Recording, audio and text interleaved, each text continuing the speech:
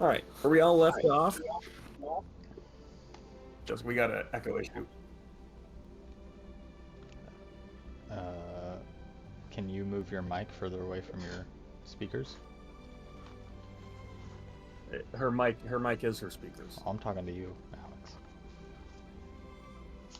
Am I echoing on anyone else? Wait, how would that? That wouldn't change anything because it's feeding back through her computer. Oh, I feel like usually you're the culprit. Sorry. What should I deal with DMing for this group? Oh, that's sad.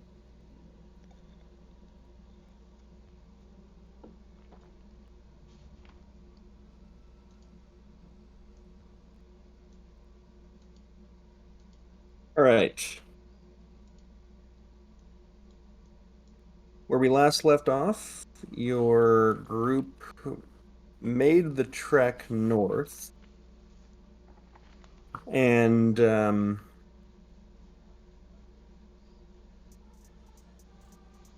had an encounter with what looked like a raiding party out of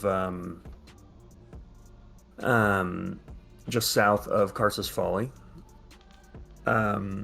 You escaped with your lives, but so did the enemy Death Knight.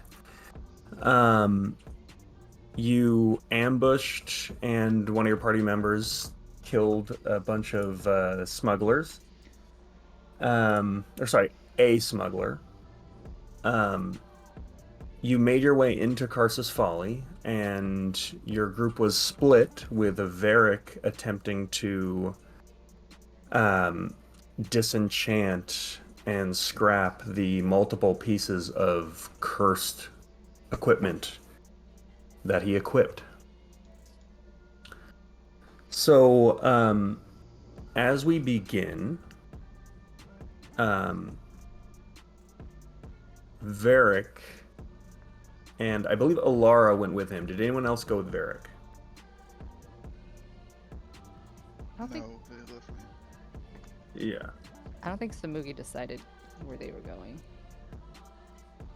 Give me 1 second, you guys. I'll let you discuss amongst yourselves. My dog is pounding on a door. This music was lit.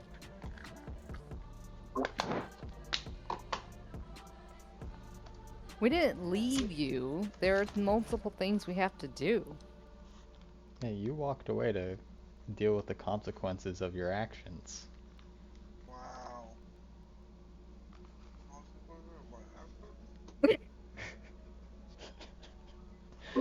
So, Samugi, who did you want to go with?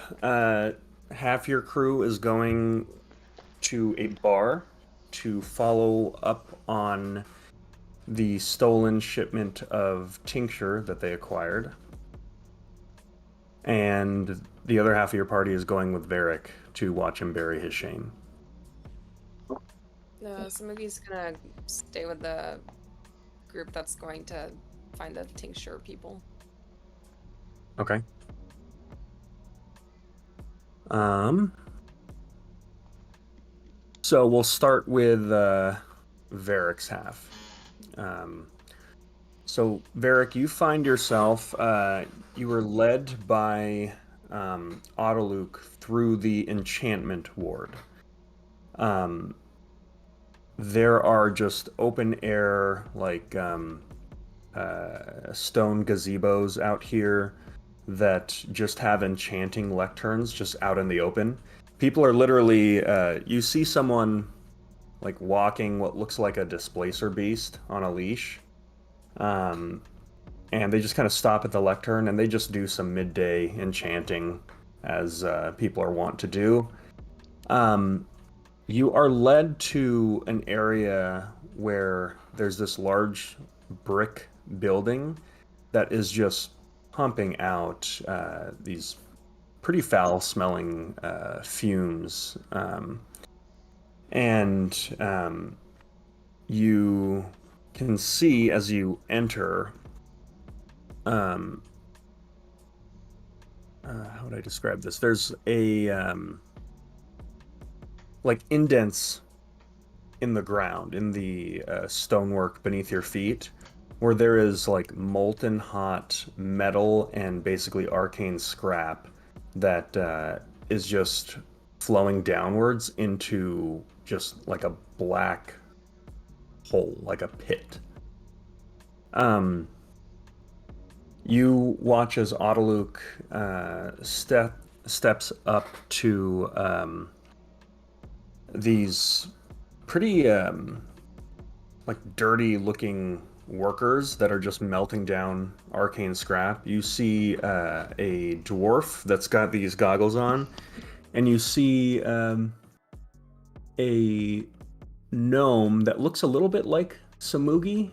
If Samugi had just like completely gone bald and shaved all his facial hair. And you watch as Autolu goes, "Greetings, it's been a while there, Dong Hack." And you watch as he gives them like a little, they do like this kind of backwards like high five for a second, and he goes, "My friend here is in desperate need of your services." And you watch as they kind of turn and look at you. Oh, hello. Name's Eric. Friends call me Stack. The dwarf approaches you and just goes, "My friends call me Jay, and this here's Dong Hack. What seems to be the issue here?" Well, I killed a fellow and took his armor, as one does. And it is cursed. And apparently I can only let my guard down 3 times until my soul is pulled into the armor for all eternity, and I've already fallen asleep twice. Oh, there's souls in the armor then. Yeah, they kind of reach out into my chest, try and pull me out. Good to know. You get a little bonus for that.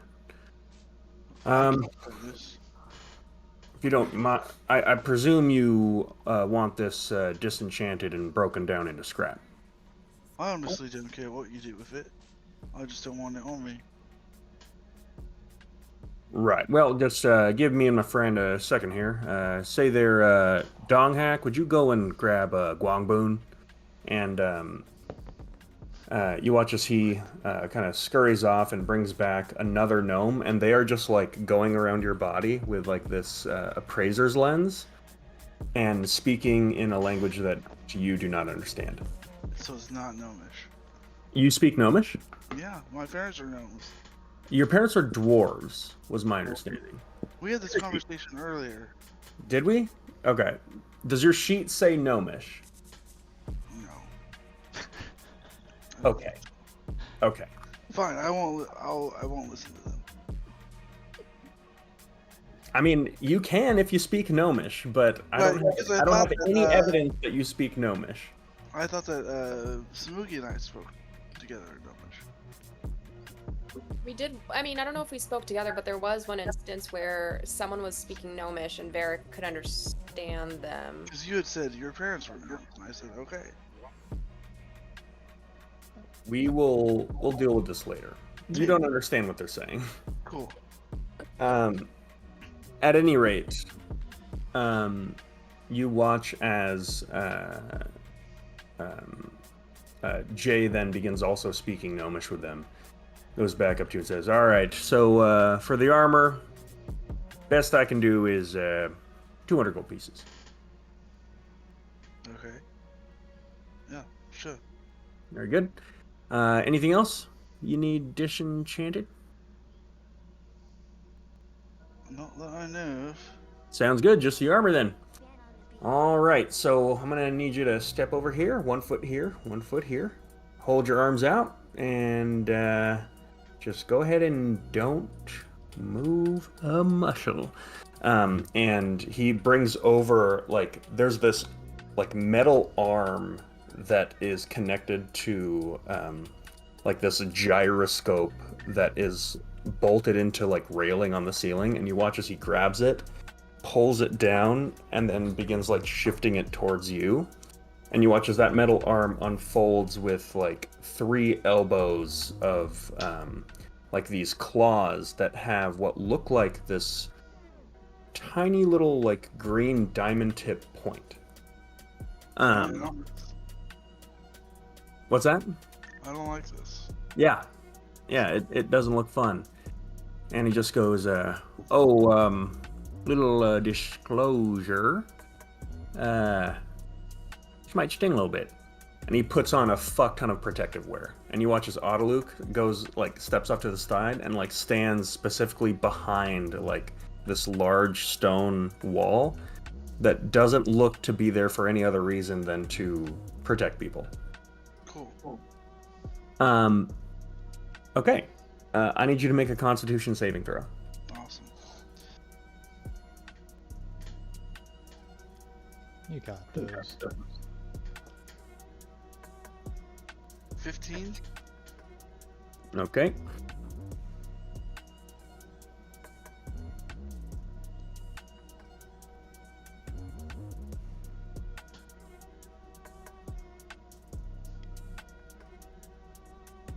All right, you take 26 points of force damage Awesome. as you watch as these little diamond tips stab into the armor. They don't pierce your skin, but then you watch as there are now like a third additional joint that come off the kind of, I'm trying not to use medical terminology, but kind of the base part of those claws that then claw like into the armor itself, and you just feel like you are being pulled apart from like 3 different directions. Cool. You hear this loud snap, and there is this like shockwave that comes out. You feel nauseous. You feel like your insides have kind of exploded from within you. The armor's off. And you watch as the gnomes kind of step over, take the pieces, and you watch as the armor is almost like now coming apart, and they're just like sorting things out and like greedily going through all these like magical or like just pieces of scrap of this armor and like sorting it out. And you watch as Jay steps over and he says, all right, as discussed, 200 gold. Obviously, this is a no refund policy. If you ever grow weary of any enchanted gear that you no longer wish to have, always happy to scrap it for you. And if you're ever in the market for scrap, you know where to go. 2 questions. Hey. What are you gonna do with yours? Oh, well, we do a lot of business with a lot of vendors in the enchantment ward. Basically, take these runic sigils, kind of boil them down, and refine them into basically a substance that we call methallium. And then that it's kind of like it's kind of the currency of Karsus Folly. That and spell ink, but really it's kind of what runs this place. And second question, I can now go to sleep and not have my soul torn asunder? Oh, well, I certainly can't promise any of that. I'm just a simple disenchanter. Cool. Alright, well, that was a experience. Yeah, it's not typical for us to disenchant things on someone's person. So, be careful which cursed items you choose to use. They can be, they can be worth it sometimes, but, we just never seem to think of the consequences before we do these things. But who am I to say? To be fair, I wasn't 100% sure it was cursed. The only advice I got was that the vibes are off. Oh, that's strange. When my colleagues identified it, they told me that it identified as being cursed. Now you do got to be careful because some items don't. What? And those are the ones that get you. And at this point, he starts just speaking louder to you.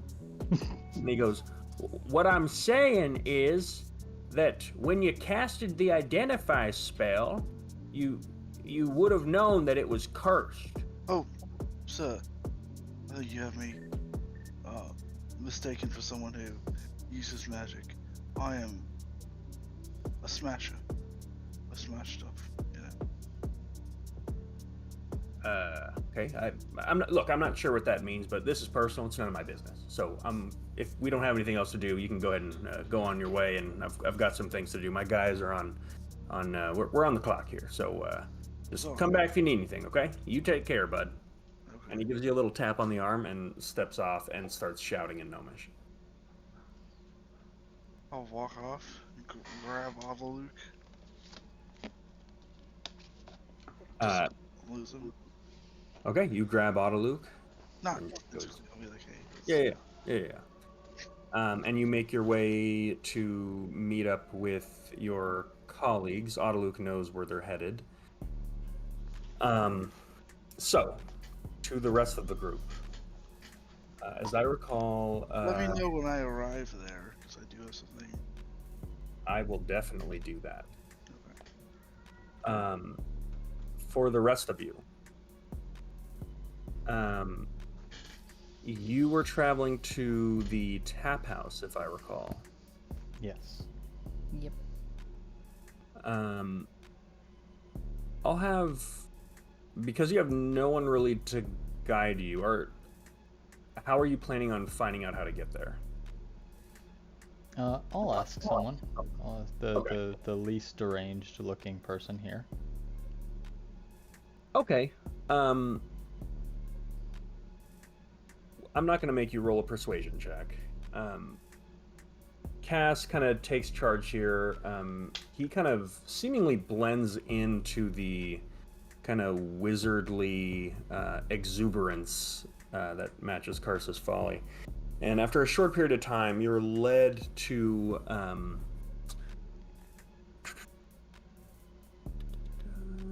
the Elixir Alley. Most of the shops here appear to be alchemical in nature. But right off the corner, you do see a place that's simply called the Tap House. It looks like a pretty quaint and modest, almost like English pub. Looks pretty small, to be honest. It's kind of crammed between two larger, like retail emporiums. And you kind of look in and you see a couple, you see through a window like some people having a drink, and from the outside it just looks a little cramped. Okay, before we go in, everybody, how do we want to do this? Because yeah, I'm not sure if this delivery of human soup Old juice. Yeah. was for Cadric. I think there's a good chance it was. I think there's a good chance he knows something was wrong if that person who escaped ran back to him. Do we just want to kind of lay low and stake this place out, or try to get a meeting with him? I mean, we don't really know. Like, even if we're staking this out, we don't really know who we're looking for. So maybe we just stay for a day, and if that doesn't check out, then we talk with Cadric. What are we looking for? And do we sorry, are we gonna go in there and expect to find Cadric, and is Cadric our friend, or is he gonna be hostile towards us? I don't know who We Cadric is. are going in there because whoever was shipping the soul juice, we gotta find a better name for that, had a letter on them that said to meet at the tap house, so we presume that some sort of exchange is going down between whoever is selling this stuff and whoever was picking it up. Right. It sounds like we could be walking into something kind of, I mean, it's gonna be obvious that we either stole it or sabotaged their shipment. Unless they've never met the person who sold it. Which is possible. You know. You two don't have ways of disguising yourself, do you? No. No. Okay. Now, to remind everyone, Cadric is the name of the wizard who your crew was hired to steal a magical deck of cards from. Yes. You were brought to the tap house by that letter that the smugglers were carrying that identified it as a meeting place, and it was signed CB. Right.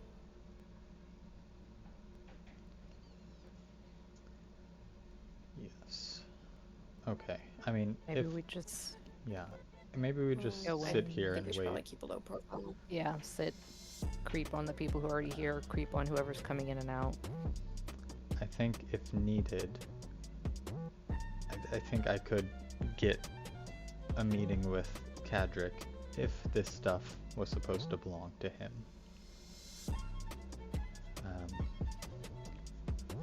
But yeah, I guess we should just lay low. Cass looks like, just for reference, you know that wizard dude from the Venture Bros? I don't know what his name is. Okay, well James gets long black robes. He looks like maybe a stereotypical, like what a necromancer might look like. Okay. Long, sallow features, square face, very pale. Mm-hmm. Yeah, I guess I make my way into the tap house. Okay. We also, like, we know where Cadric's tower is, right? That was pointed out to us. I don't believe it was, but it would be pretty easy for you to figure it out. Okay. There's a lot of wizard towers in the city, but if you're important enough to have a tower, it's you get the sense most newcomers would know. Okay. So as you step in the bar, you notice that it just opens up, where the inside proportions of this tap house are much larger than what you'd expect from the outside. The bar itself is a little higher than you would expect, where like a lot of the people going up to get drinks, the bar top is like coming up to their chest.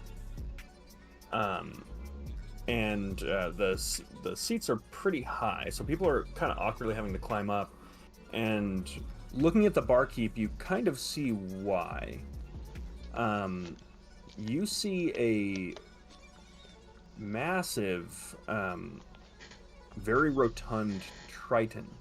This is a kind of an aquatic dwelling race, a little less common. But you see this very just obese and large triton that is just behind the counter that seems like designed for his proportions, just like boisterously laughing. He's also drinking with his customers. For a lot of these, you don't see any like payment happening for a lot of these drinks. The way he's carrying himself, he acts like he owns the place.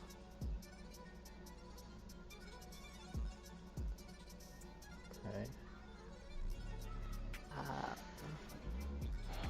All right. Is Cass. there I mean, anyone? not Cass. Yeah, you can come up with a name. Is there anyone that just looks stereotypical in a corner, brooding, waiting for an appointment, like by themselves? You count 6. Okay. Alright, well I just eye them all and it's like, okay, guess keep an eye out on all of them. I would say one of them specifically almost looks like whatever character you are trying to impersonate. Like you see this gaunt, like obvious necromancer with like just like sunken in eyes, just sitting there like looking shifty and just kind of looking around. He's holding his hands like this as he's just like kind of nursing a single drink. Um, you see a you see another table with a hobgoblin, who is just sitting there, also just kind of slowly nursing a drink and watching everyone closely. You see a hooded individual that's kind of like smoking a pipe in the back with like you see like a sword peeking out from under the table. Also sitting with back to the wall, watching the door. Um, you see a dwarf also wearing all black, kind of like a back to the door and just kind of like huddled to himself. Um, and then specifically, you would see two more like stereotypical like male elderly wizards that are just reserving a seat. They're not drinking anything, and they're just sitting there like waiting, looking a little uncomfortable.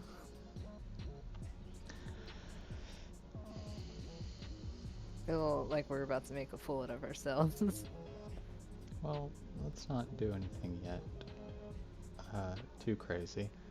Um, I'll walk up to the bar and sort of look up at this large fellow and wait for him to approach me.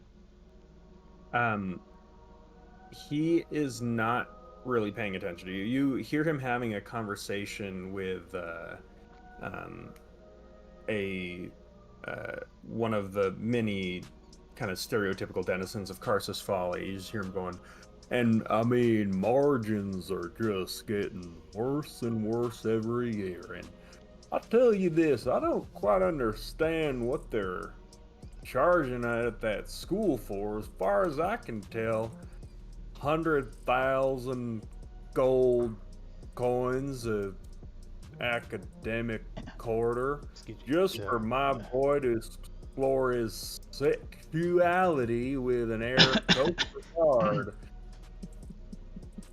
Oh, hey there, little fella. Hello. Sorry to interrupt your story. I was wondering if me and my friends could get some alcohol.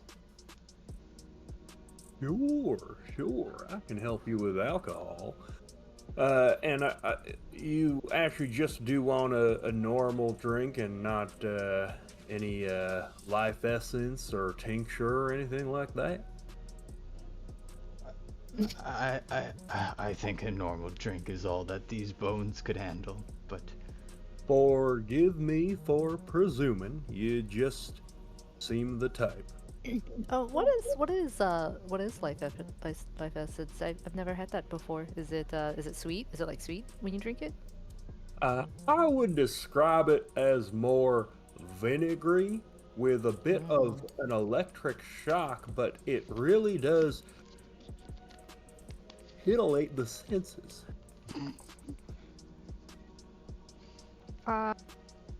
I'm sorry, and I didn't catch your name. What are Uh, you the owner of this very nice establishment that is bigger on the inside than it is on the outside? Very astute, young wizard. You all must be new in town. My name is Corbin. My friends call me Corby. But Blackwater. Of course it is.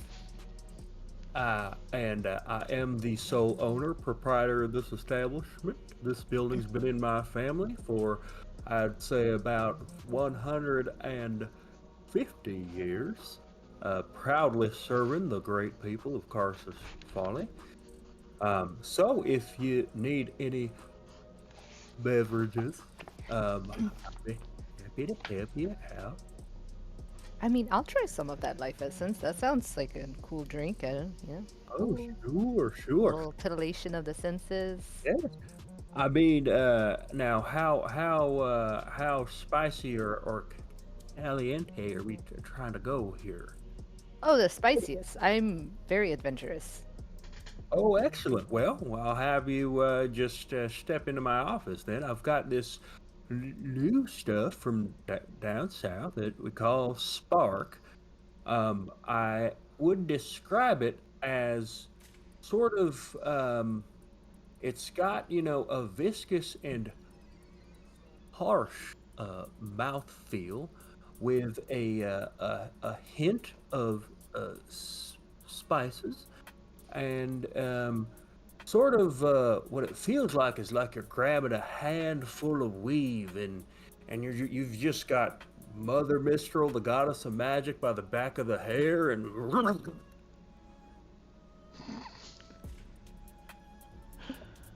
On so on second thought, I perhaps a flight.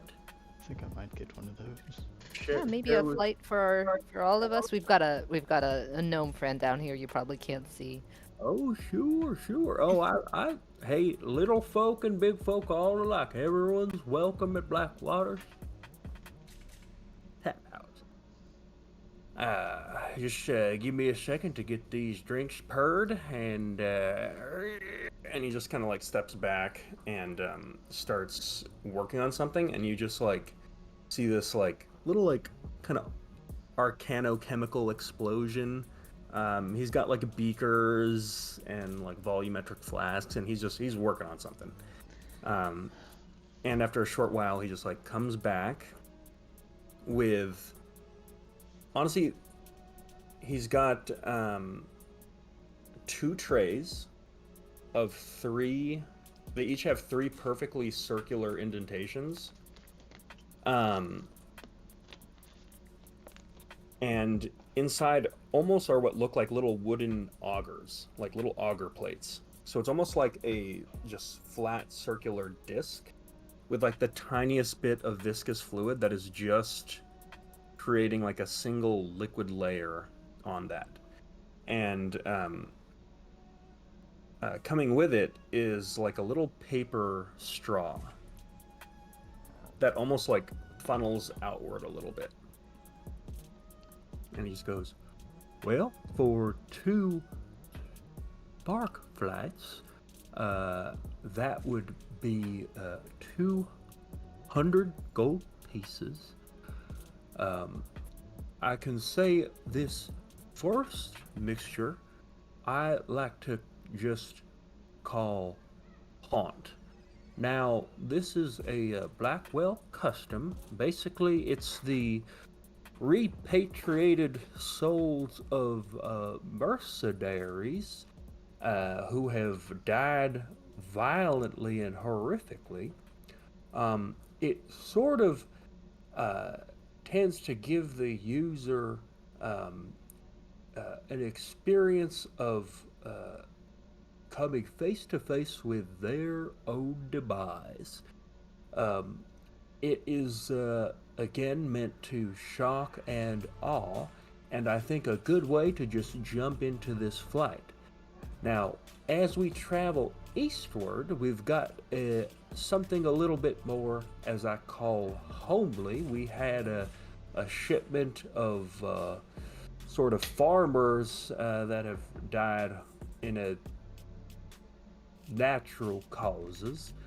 But this really is one that I like to call community, because it sort of gives you a sensation of belonging and fellowship, but like if you turned it up all the way to 10 and it happened all at once.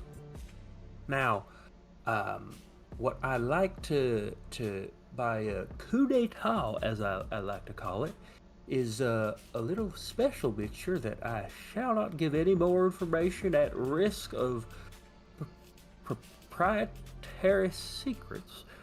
However, I just call it longing. And it's a sort of high that gets you flying so high you feel like you're in the sky. However, it sort of sticks with you for a while, if you know what I mean. It's a feeling that you can't quite shake, like the feeling of longing after that one special person. Thank you for that introduction to. Yeah, here's your money. Very good. And now, for anyone who hasn't partook, This straw serves two purposes. The typical imbibement method is by nasal insufflation.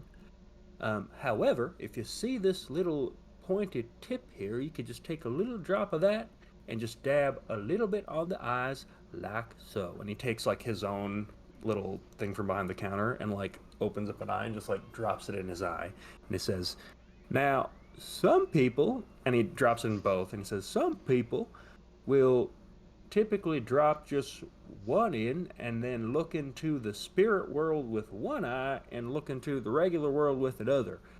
But I've got an issue with a bit of vertigo and nausea when I do that, so I personally recommend doing it in both. Do you have any other questions? There's one of each, of each high. Again, I recommend traveling from this side of the tray down to this side. Start with demise and end with longing is kind of That's the. right. Of course, yeah. No, that makes sense. Now, would we like any other refreshments? Or perhaps a bowl of peanuts? Peanuts, please. Yep. Mm-hmm. Peanuts. No problem. And he just like takes this measured bowl out and sets it down for you. If you have any other questions about the city, my name's Corby, and I am happy to help you. I take our stuff and go to a table. Okay. Well, Corbin Blackwater, Okay, I know we said we're laying low, but I really don't want to.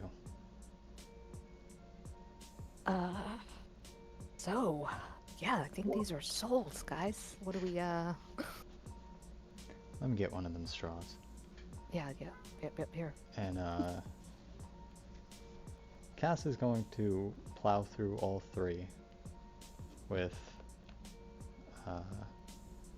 a little bit more.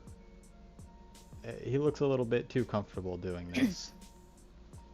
Are you doing this back to back? Like, are you Yes. waiting, or are you waiting for it to hit, or are you just going? I'm just going. Okay. That sounds insane. Does. And I'm excited for it. Yeah, why not? And what is your method of imbibing your spark flight? Through the straw. Okay. Wait, what's the difference between, what happens if you do it nasally? Because eyeballs, you see a spirit thing. Oh, so you're just going for it. Okay. But that's what you're doing. Yeah. Okay. So first off, I need just a generic Constitution saving throw to tell me if you can get through this.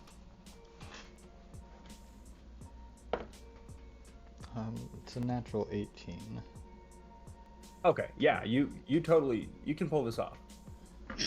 All right. So for the first one, I need you to make a Wisdom saving throw.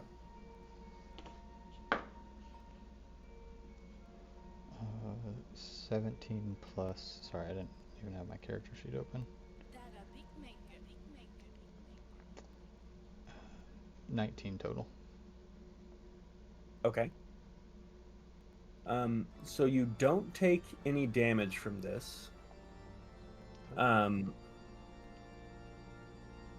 You are not paralyzed in fear, but what you experience is a lifetime of violence. You feel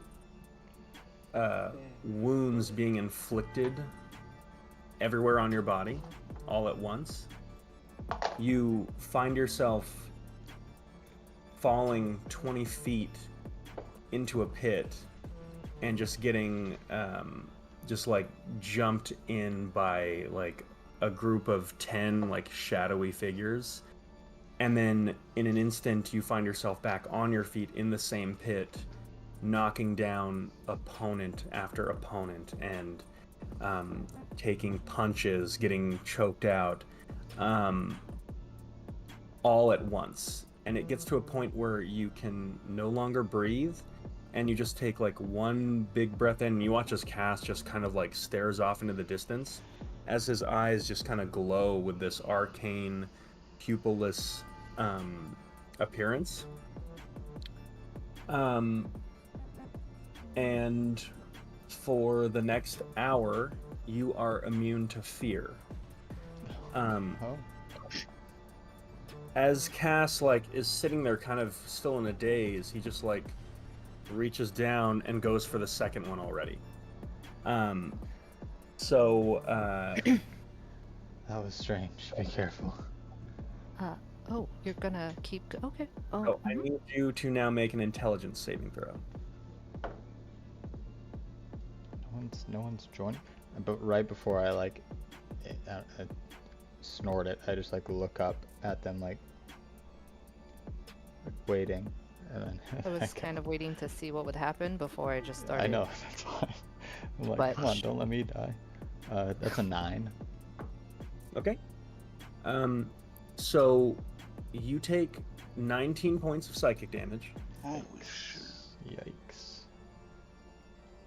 and you watch as Cass starts just like he gets this huge creepy smile and starts snot bubble weeping while smiling.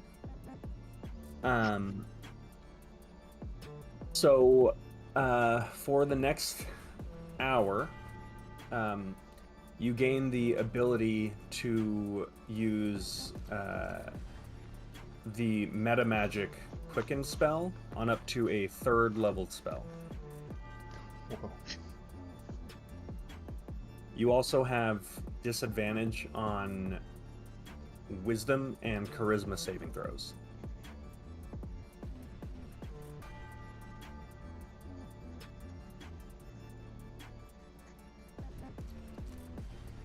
At this point, Varric, you step into the bar. You see Sandara sitting at a table with this creepy old necromancer who is smiling, weeping, and blowing snot bubbles out of his nose after just like insufflating some fluid. I walk over to the table. Sundar, are you alright? Oh, hey, Varric, you want to take a seat? Cass is doing an experiment. Oh, it's Cass.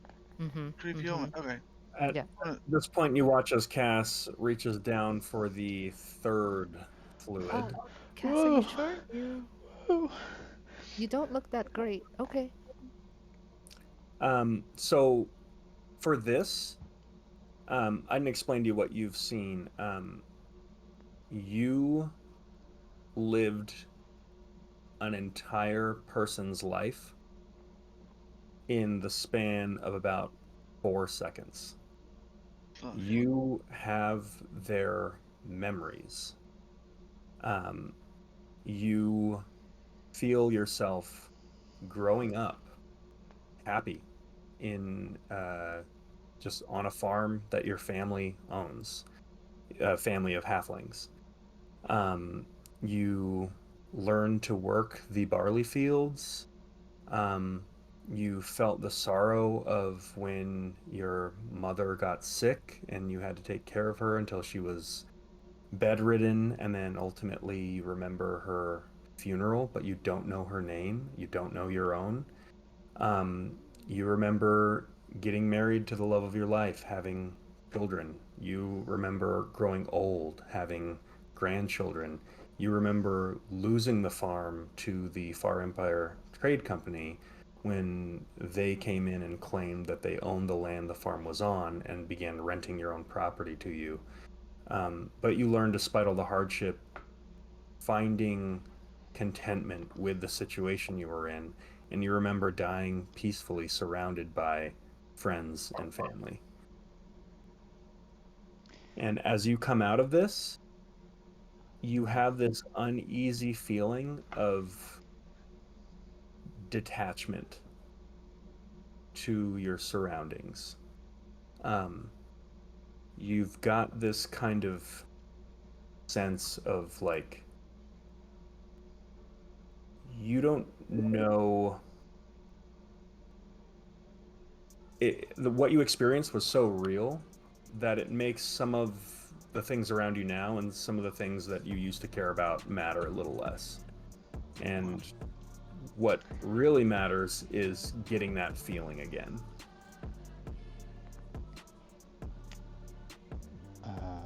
Okay, that changes things. Cass puts his straw down on the third plate and just sits back, a little teary-eyed and confused looking. I would be careful with that one. And he's just got like a little bit of a 1,000-yard stare. I'm gonna get something to drink. I go up to the Don't bar. get the blue stuff. I don't think you should get the blue stuff, Eric. Get anything to drink at this bar? I was gonna get some juice, but Juice is a good idea. yeah, little parched. Got basically my soul punched. Oh yeah, let's talk about that when you get back. In a minute. I walk up to the bar. Yep, you see the giant Triton. How tall is the bar to me standing? It would be like a normal bar for just people. Okay. Hello. Why, hello there, my very handsome and shirtless companion. What can I do for you? Well, wondering if you had any juice. Any juice? Well, let me think about that. I suppose it depends on what it is you mean by juice. What I've got that is technically juice is something that I like to call nectar of the mind fruit. Would you care for a tasting? No, I'd prefer nectar of the physical fruits. Oh, believe me, this fruit is every bit as physical as you or I or this bar that stands between us. So you But- don't make mixed drinks. Oh, I mix all sorts of things back here. Do you have What? like a cranberry or a grape or an Yeah, orange sure, juice? sure. You okay with cran grape? I love it. Yeah. Now, would you like that mixed with anything? No, just the juice. Just a glass of cran grape, eh? You know, I'm a recovering alcoholic. So, Well, you know, they say that it's not a problem until you admit that it is. mate, I don't It's a think that's problem. what they say. If you say so, I respect your wishes. thank you, And sir. not that I'm trying to upsell you, but as far as I know, mind fruit nectar is technically, well, I suppose it's not because we do use an alcohol-based solvent to extract the juice, but it's not traditionally what you would consider to be an alcoholic beverage. And there's always spark and tincture. Just throwing it out there. I'll get you a cup of cran grape. I'll keep it on my mind. So he steps back and he actually like has to into like what looks like a kitchen area. You see a wizard kind of sitting next to you, just kind of like arms on the table. He looks like he's a couple deep, and he turns to you and just goes, "Cran grape, huh? Yep. Yeah. It's my girlfriend drinks when she's on her period." Buddy, you like your teeth? Yeah. Then keep your mouth fucking shut. No one talks to me like that. Do you know who the fuck I am?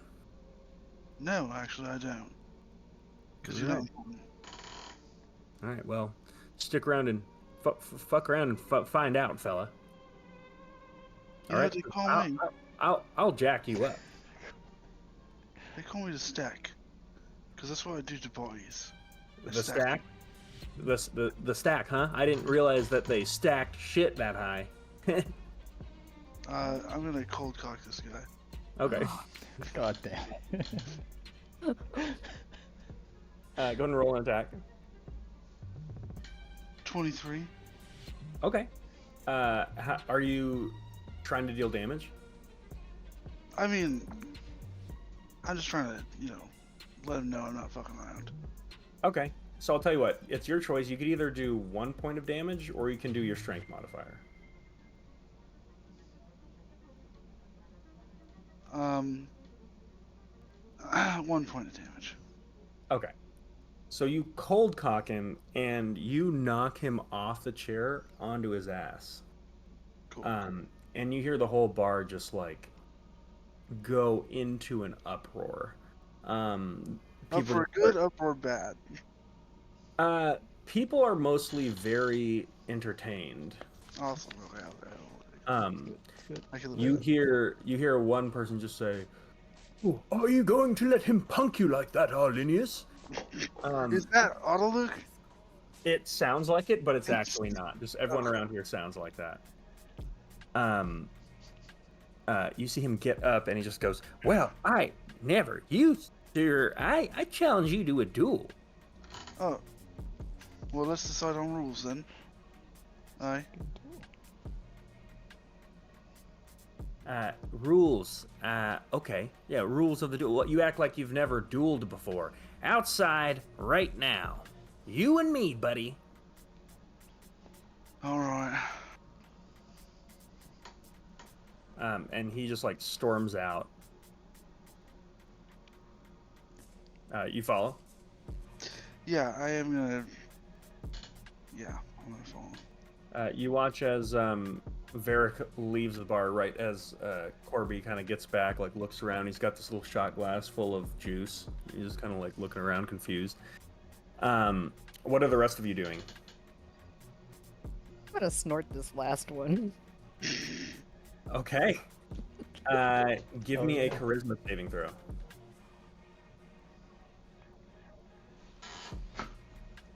That's a 15. Okay.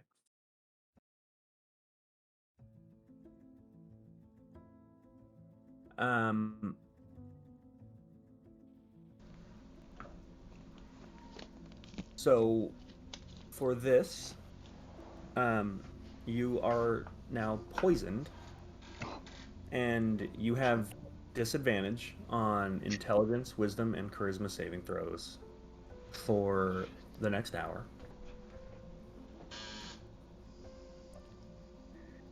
You also gain the ability to cast a single spell with using nothing but sorcery points. And if you do this, you essentially get a free meta magic option on it.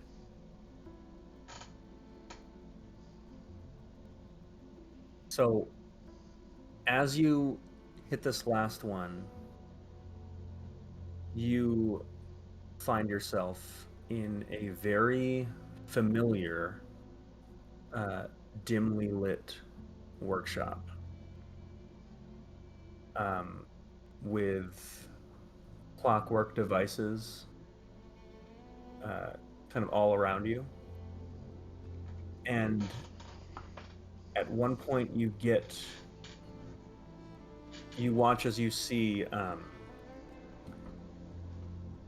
it's odd because the area that you're in right now is in Solinor's workshop.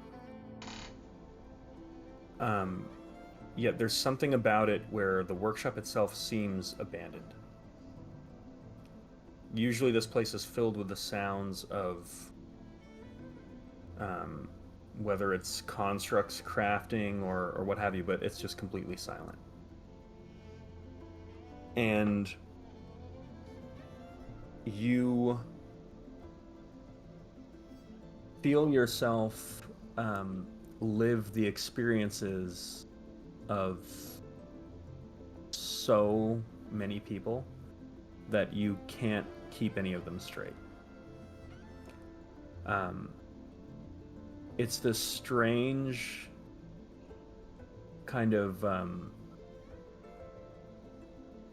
it's honestly a little horrifying. It's a bit of a kind of mutilated, mangled experience of like faces and memories.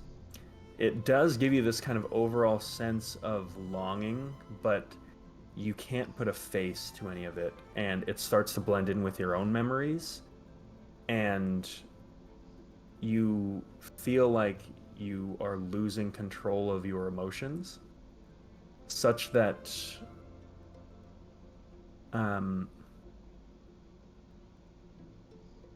you feel like you've made a horrible, horrible mistake.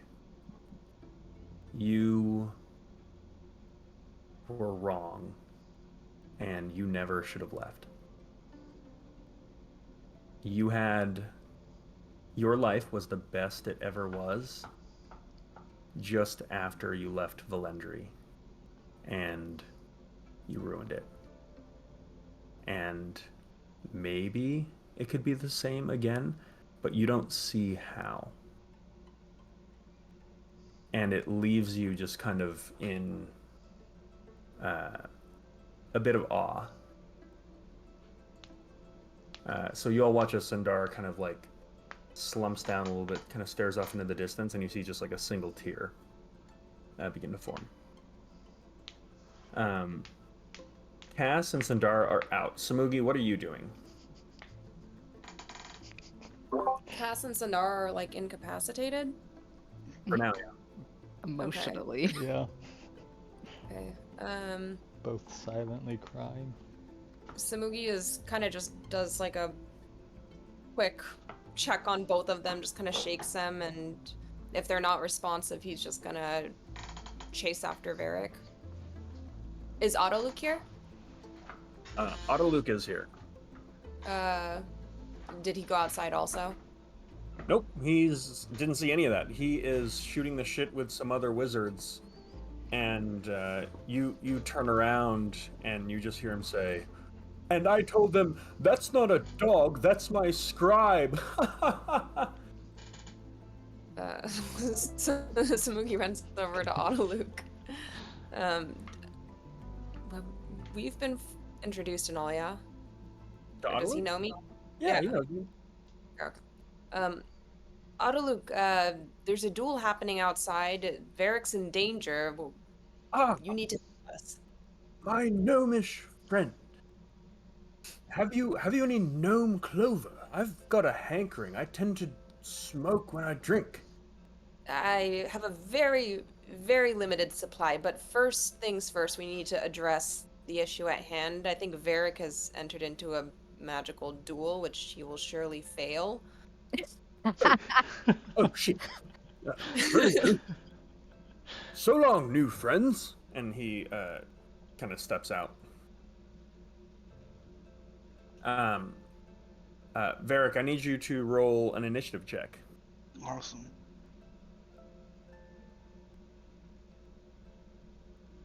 15. Okay. As you square up with this individual who's still kind of like nursing his jaw, you watch as he like just kind of like crosses his arms like this and then like holds his arms out really dramatically, and slowly you see this little wooden wand begin to like creep out from his sleeve, and then he like takes it and kind of brandishes it and like holds it like this. As he does this, I will pretend to be unfazed, Oh shit. and I will say, "Oh, I thought you wanted to fight me like a man."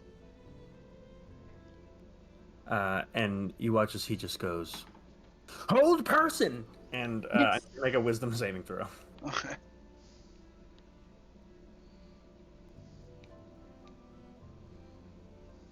16. Okay, you are paralyzed. Cool. So you watch as he does that. Ready? So at this point, Samugi and well, this is relevant because Alara would be there too. Eddie, you there? Yeah, I'm here. Okay. Varric. Some effery is afoot. Yeah. Most of your friends are high on Spark right now. And then Varric sucker punched a wizard at a bar for making fun of his drink. For making fun of me. And then he challenged him to a duel. Varric didn't realize it was a magic duel, and then he's been paralyzed by a hold person spell. So Alara, you step outside, and you just Samugi and Adaluk are there too, and you just watch as this individual just like paralyzes Varric and just goes, "Oh no!" And then you watch him do this little twirl and spin, and then he like pulls up his robe and then begins doing this little like waddle over to him. I'm gonna give you another wisdom saving throw, Varric. Natural 20. Okay. So I'd like you to roll initiative again. 5. Okay. So I suppose the roll would be after your initiative. So he will now. So he goes first again. So before you're up and paralyzed, you watch as he just goes, "Oh, I think I left my something other here in shocking grasp," and he just kind of grabs you by the nipples, and then is going to cast a shocking grasp on you. You have your armor on or no? No, yeah. Okay. Just came down bare chested trying to look like a wizard. No, I just got my cursed armor removed. So that is Oh, right. that's 22 points of lightning damage Whoa. Mhm. because it's an auto crit. Fuck. God damn. Now, as that happens, you get the natural 20, so you are no longer paralyzed at the end of your turn. Go ahead and roll initiative again.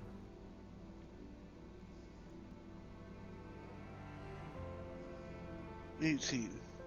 18, he got a natural 20. God damn. Someone so- help this poor man. So what are you trying to do as like you come to? Just sock him in the face. I don't have my weapon Yeah. or my armor, So so you I have to break beat the shit out of him. you break the spell, and you kind of rear back, and he just goes, "No!" You what? He yells, "Not in the face." I don't listen to him. Okay, so as you try to punch for the face, I need you to make a charisma saving throw. Oh no. You get banished. 19? Okay. So as you rear back, he just goes, "Oh no, he's going to strike me with this banishment!" And you feel yourself like beginning to shift into a different place, and then something kind of grounds you, and you just go, "You know what? Fuck this guy!" And you fight through it, and you resist the spell. Thanks. Jesus. Do I get to go now? Is there? So we're just watching this happen? A one-on-one duel. 18 Okay, that hits. for the first hit. Well, he's Question: actually Did he's you gonna guys shield get it. under the moon dust What? intentionally? He's gonna cast shield, so that misses. Okay, my second hit. 23. That hits. And yeah, we'll just go full strength. So I think it's 1 plus your strength modifier. So 6. Okay.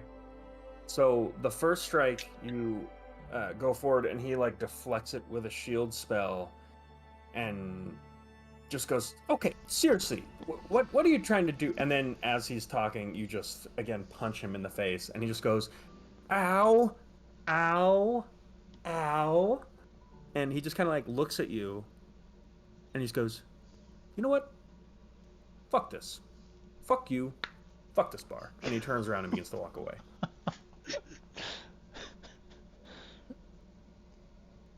And then I go back in the bar and grab my drink.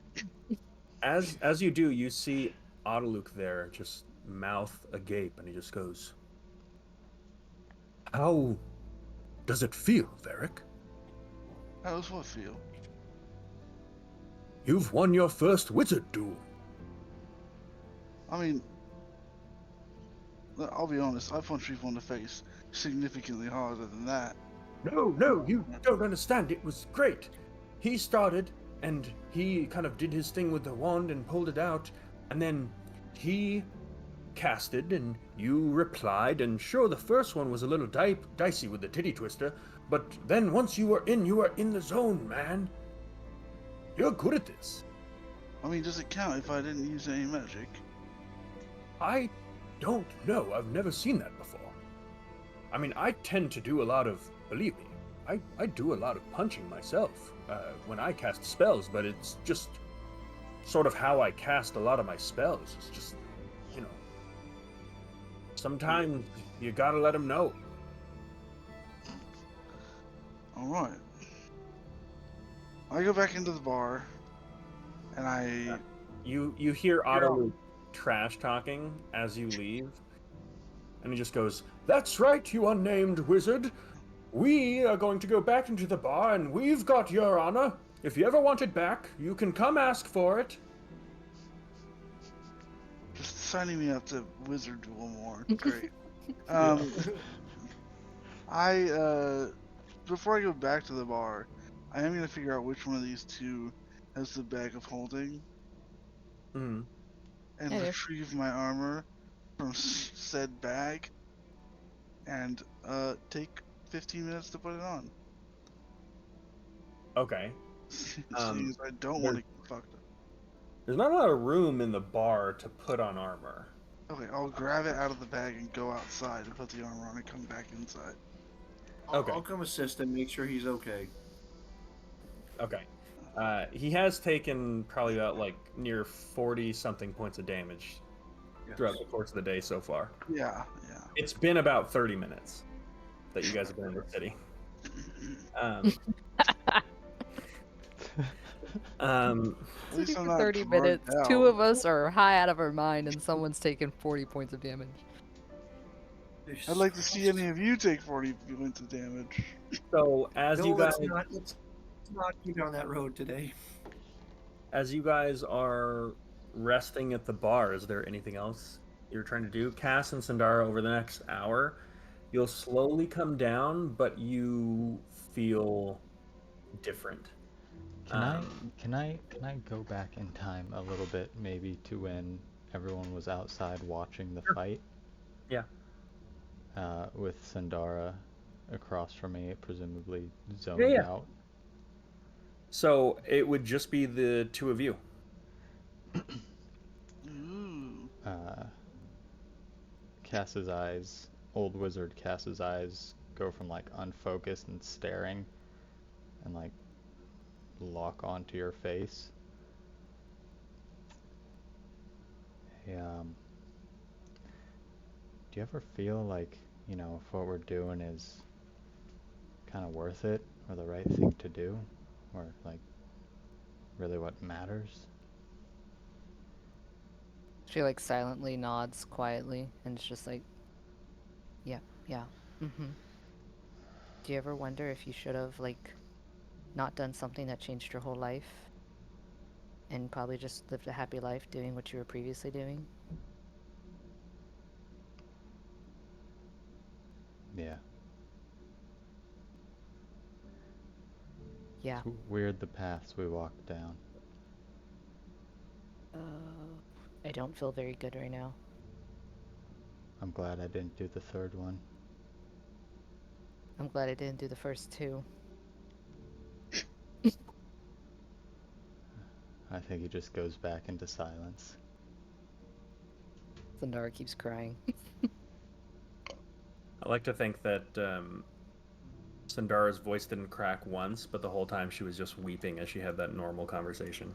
Yep. Yeah. So, as your party kind of reconvenes at this large table, I would like to say to the bartender, well, first ask him how much the juice costs. He just goes, "Well, I don't know that I could tell you because I don't sell juice. I give him a So, glance. well, buddy, your money is no good here. For teaching that asshole a lesson, you take this one and it's on the house. Also, because again, it's just fucking juice. We can just make it. Oh, you didn't like that guy? Oh, I don't know who he is, but if he's in here, he's an asshole." Well, I guess I did my good deed for the day. Well, if there's anything else I could do for you, in fact, be a doll and just ask your friends if they need anything else. My knees ain't so good these days. You got it. So I'll go back to the table. Oh, the very kindly barkeep. Wanted to know if you guys want anything else. I look up at Varric and I'm just like tears running down my face. Nope. Thank you though. I sit down next to Sandara, put my hand on her shoulder. Who hurt you? I smack his hand off. I'm trying to be nice. I don't want to talk right now, Varric. I'm still mad at you too. I don't. Time hurt me, Varric. My decisions hurt me. That's what hurts. Well, I could beat you up if you want me to. You've already done that once. I don't need it again. What did I miss? Yeah. Cass, What? why What? do you look so scary? I thought it would be different. Well, it's fucking different. Mission accomplished. You do look like one of these assholes, that's for sure. Did we find out who we're meeting? Could we just sit here for like 30 minutes and just not talk? The bartender, Varric. The bartender might be who we're looking for. Oh. Okay. Maybe. Probably. What makes you think that it's the bartender? His name is Corbin Blackwater, and he sells drinks made of soul juice, aka spark. And when you durable thing, Just got to the bottom of that one pretty quick. I'm gonna go back to the bartender. okay? This isn't what. Oh no, Varric, what are you doing?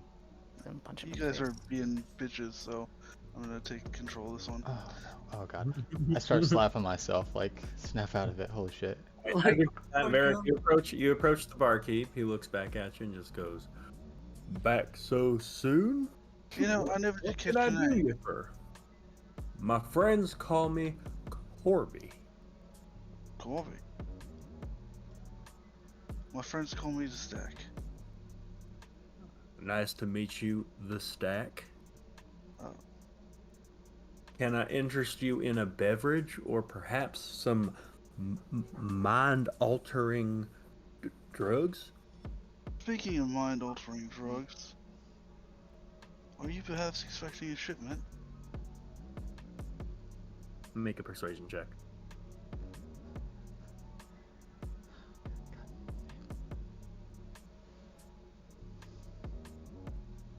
Seven. What an odd thing to say to someone expecting a shipment. I suppose I get shipments damn near every couple of times a week. So I don't know that I'm particularly expecting one now. Why is it you ask? Well,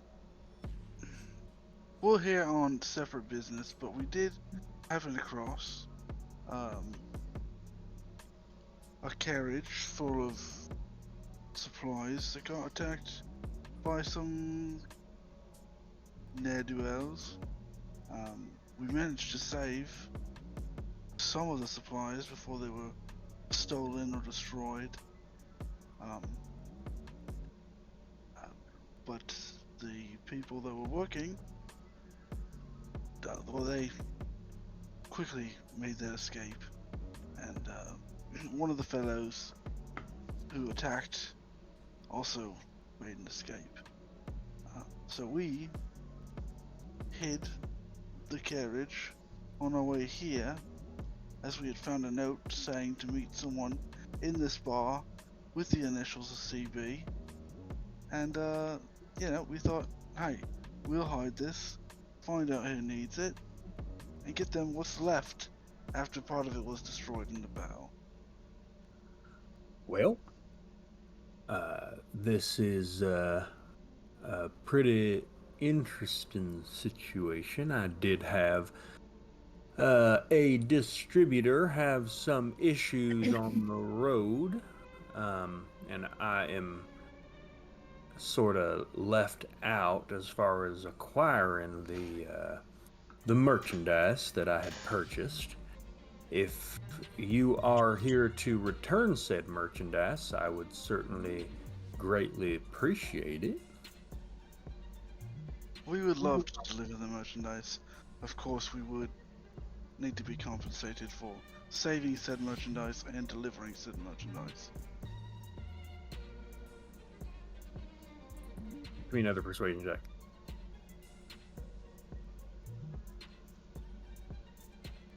Nine. Well, I see you Southerners certainly haven't changed, have you? It's always, what's in it for me? I show you my hospitality, and you step into my bar telling me you're going to sell me something I've already purchased? I mean, you didn't purchase it from me, and I saved it from getting stolen and redistributed by someone else. You're paying me for the privilege to receive the product. Oh, the privilege of receiving the product. Correct. Oh, wow, I tell you, you company men and your God's damned nickel and diamond ass. I'll tell you what, I'll give you the privilege of, why don't you hold on to it for me? How about that? All right. You go ahead and keep it. In fact, why don't you all get on out of my bar? You got it. Guys, time to leave. And he just kind of goes What did back you just to do? a drink. What do you mean what I just do? I tried to give this man his merchandise, and he's being an asshole. It's time for us to leave. I get up and stumble and take my bearings for a little bit and try to push into you, Varric. Not very effective. And I just walk out the front. You're a fucking idiot. That is not the way we should have done this. Oh, sorry, I didn't know the walk. way was we could show up to a random bar, get fucking high as shit, and sit around for 10 hours.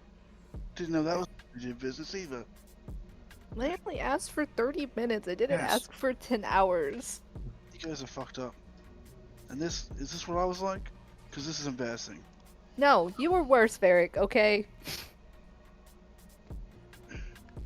We got a job to Come do on, here Cass, anyway. come here real quick. I'm out. I'm gone. Oh, okay. Well, I'm gonna follow you guys out. As we get out of the bar, I'd like to try to put a hand on whoever's nearest me out of Cass and Sandara. and cast Lesser Restoration to see if I can get rid of that. Help them get their head straight. Okay. I'm not the diplomat here. I'm not good at talking to people, Are you so I just casting kind of on? stay out of these. Are you casting it on both of them? Yes. Okay. The poison effects end, but the feelings don't. Got it. That's gonna take some therapy. What?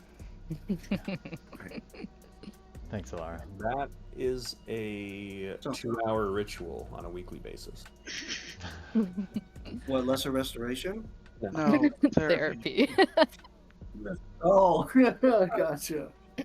Um, Thank you, Jesus, Alara. okay. That's very nice of you. yeah, I think we are losing control of whatever that was. Look, I'm not the diplomat here. You all seem to have better ways with words. What the fuck just happened? Should we? What the fuck? Barrick, do with you told him we have his merchandise, correct? Correct. I told him we had some What of do- his merchandise, and some was destroyed. Because that's the truth. Okay. And then I said, if you want it, we can deliver it. It will just cost you, because we saved it and we transported it, which seemed fair Okay. to me.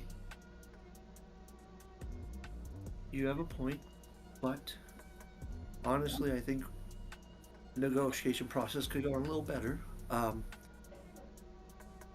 Okay, shit. How do we? No, Alara, you're right. We could have asked for a favor, Yes. which might have served a lot more than coin. Coin is Well- great.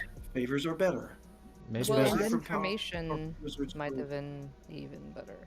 We have an option now to go back and return it with essentially no leverage, but to ask for forgiveness, or we can make off with it. And I don't know if you guys have a recipe for something with soul juice in it, or have any other use for it.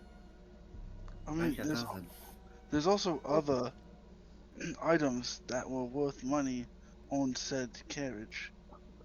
That Well, we he could- doesn't The know other about- items are of less importance, and the spark is kind of the most volatile stuff that we We have on pretty hand. much just ripped off. We pretty much just went to a drug dealer, told him we took all of his drugs, and he can have them back if he pays for them. No, in we a told him very we impolite way. saved all his drugs, and he could pay Okay. for them. I think the point is We maybe should've- let's not start with hostile right away. You're you very good at that, Stack. listen. You was came being nice. in. You came in. You got in a wizard duel in 30 seconds flat, and then He thanked me for kicking that guy out. all right. Not thanking you anymore. Cass, perhaps you can go talk to him. And, like I said, I don't think we have much leverage at this point, but we could use the excuse that Varric was feeling particularly hot-headed given the circumstances in that moment.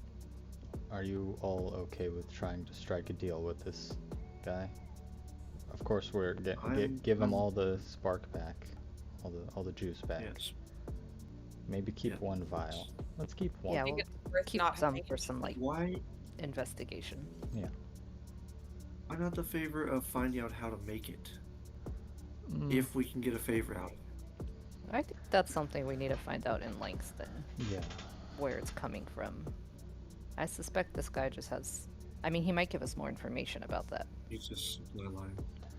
Can I see the bag, Sundar? Yep. My hand over the bag. I'll go with you on this one, Cass, just in case. Sure. All right. Don't let's need try any this. more occurrences here right now. Be friendly. I walk back in, looking ashamed and sullen.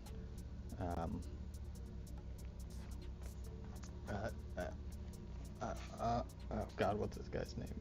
Corbin. I'm sorry, Corbin, but my friend doesn't speak for all of us. Could we have a word, please? Perhaps in private. Well, I suppose I am a sucker for folks with manners. Tell you what, Jimbo, would you mind the bar? He's just talking to one of the other patrons and just goes, go on, step in my office. Thank you. I swing And the bag he over, hug it, and follow him. leads you back into like a little office space that's just like surrounded by like potions, alchemical equipment, things like that. And he just kind of like takes a seat in this super large chair, and then there's like pretty much like a little beanbag for you to sit on. Okay. Well, let me. Well, go on, take a seat now. All right. I plop down. How's it going? I suppose let's just start off by being honest, and turn into Cass. We have all of your fluid. We found it all. We weren't sure who it belonged to, what they were doing with it, but we definitely were not trying to sell it to you. So I think to start off, we have it right now. We can give it all to you. And then, if you feel like it, we are here looking for somebody. And we understand if you don't want to, that's well within your right, but if you could help us in any way, that would be appreciated.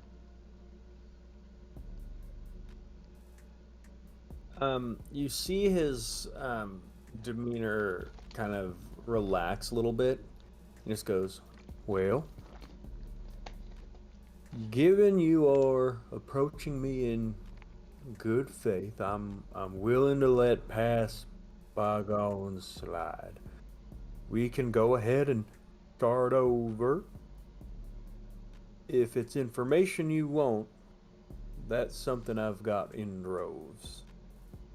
So how about you give me back my product, and you and I can talk business. All right. Is there a space you wanted? And I open up the bag and like pull out one package of it. Well, forgive the clutter of my office, but you could just kind of dump it somewhere here and I'll sort it out later. I dump all of it out. I think we have agreed. We removed one, right? Mm-hmm. Okay, so somebody else has one vial or whatever. But I dumped Okay. the rest out. Just goes, I imagine some of it was damaged in the melee. There was an explosion. Half the wagon was kind of gone. They were set upon by hobgoblins. We've never encountered them before, so Okay. if that means anything. So Alara like walks in and Well, you she's- turn around she's been past. Oh, she was there She's the whole been time? there. Okay. Yeah, yeah, I was there. Yeah, I was there. Like, yeah, I didn't realize the two of you went back. yeah. He just goes, Hobgoblins. Interesting. Very There are powerful. some hobgoblin tribes that sort of hang out along the Crimson Plains.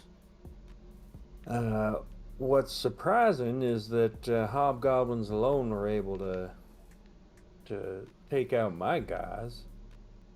But now, in the interest of full disclosure, one of my smugglers did make it back.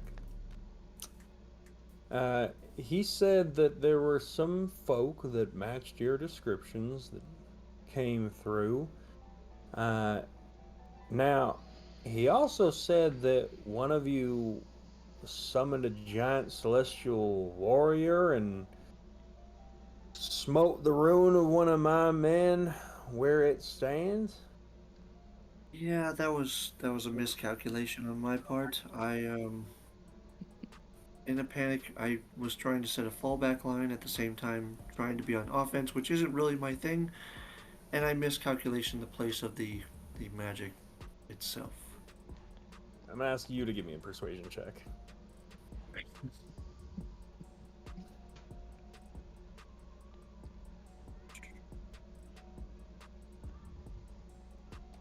Persuasion. 13. He kind of like stares into your eyes for a while and just goes, ha ha ha. I'm just fucking with you. These weren't my guys. They were just some smugglers. And what I say is, if you want not to be burned alive by accidental magic, you would know how to practice it yourself. So, in my eyes, that dead guy's got no one to blame but himself. Risks associated with the job, I suppose. And what kind of asshole would just... I mean, like I said, if you don't want to get burned, learn how fire works. You know what I'm saying? But I digress. Tell you what sort of information are you after? You're obviously not from here, so how can I help you? We are not from here. Yes, you're correct. We're here looking for somebody named Cadric. Probably an important figure. If not, hopefully you know something about them. I mean, these words are thrown around, important, and it's all a matter of perspective, isn't it? He thinks he's important. Tell you that much. He's got himself a tower. Sure, one of the smaller ones. What is it you want to know about old Caddy?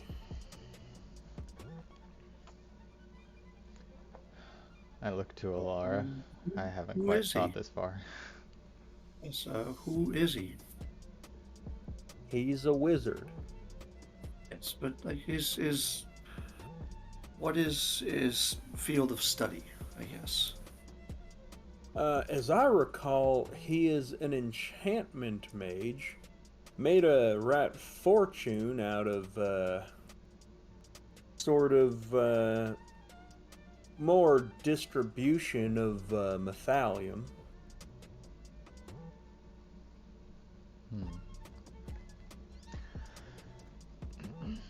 What can I just ask you? What business you've got with old Cadric? He may have something we're trying to procure. Let me guess. Is Alright. there some magical item that you were hired to steal from his tower?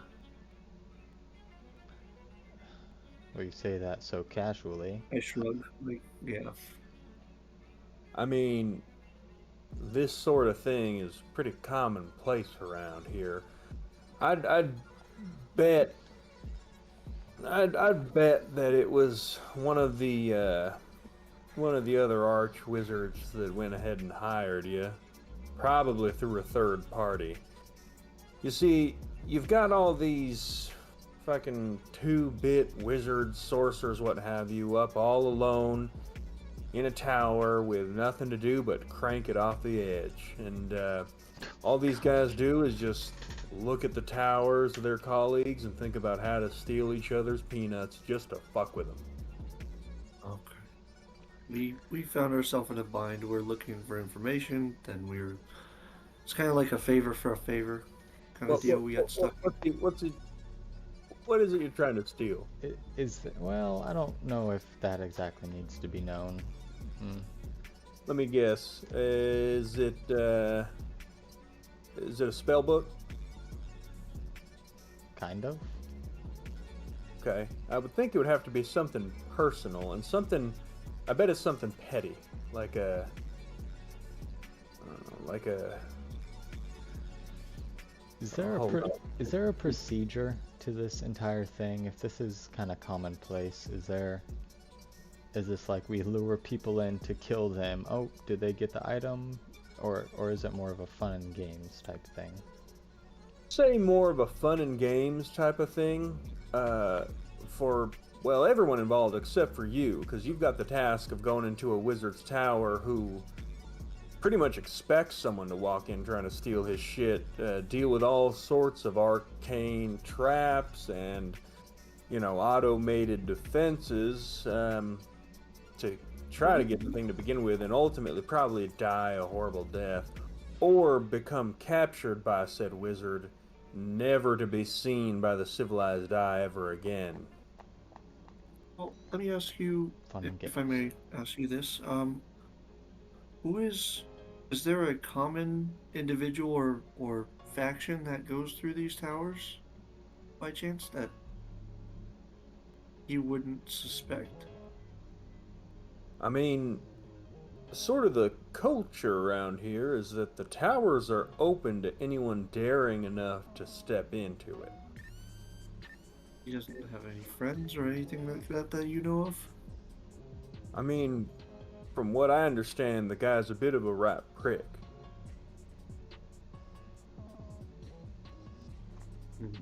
Okay.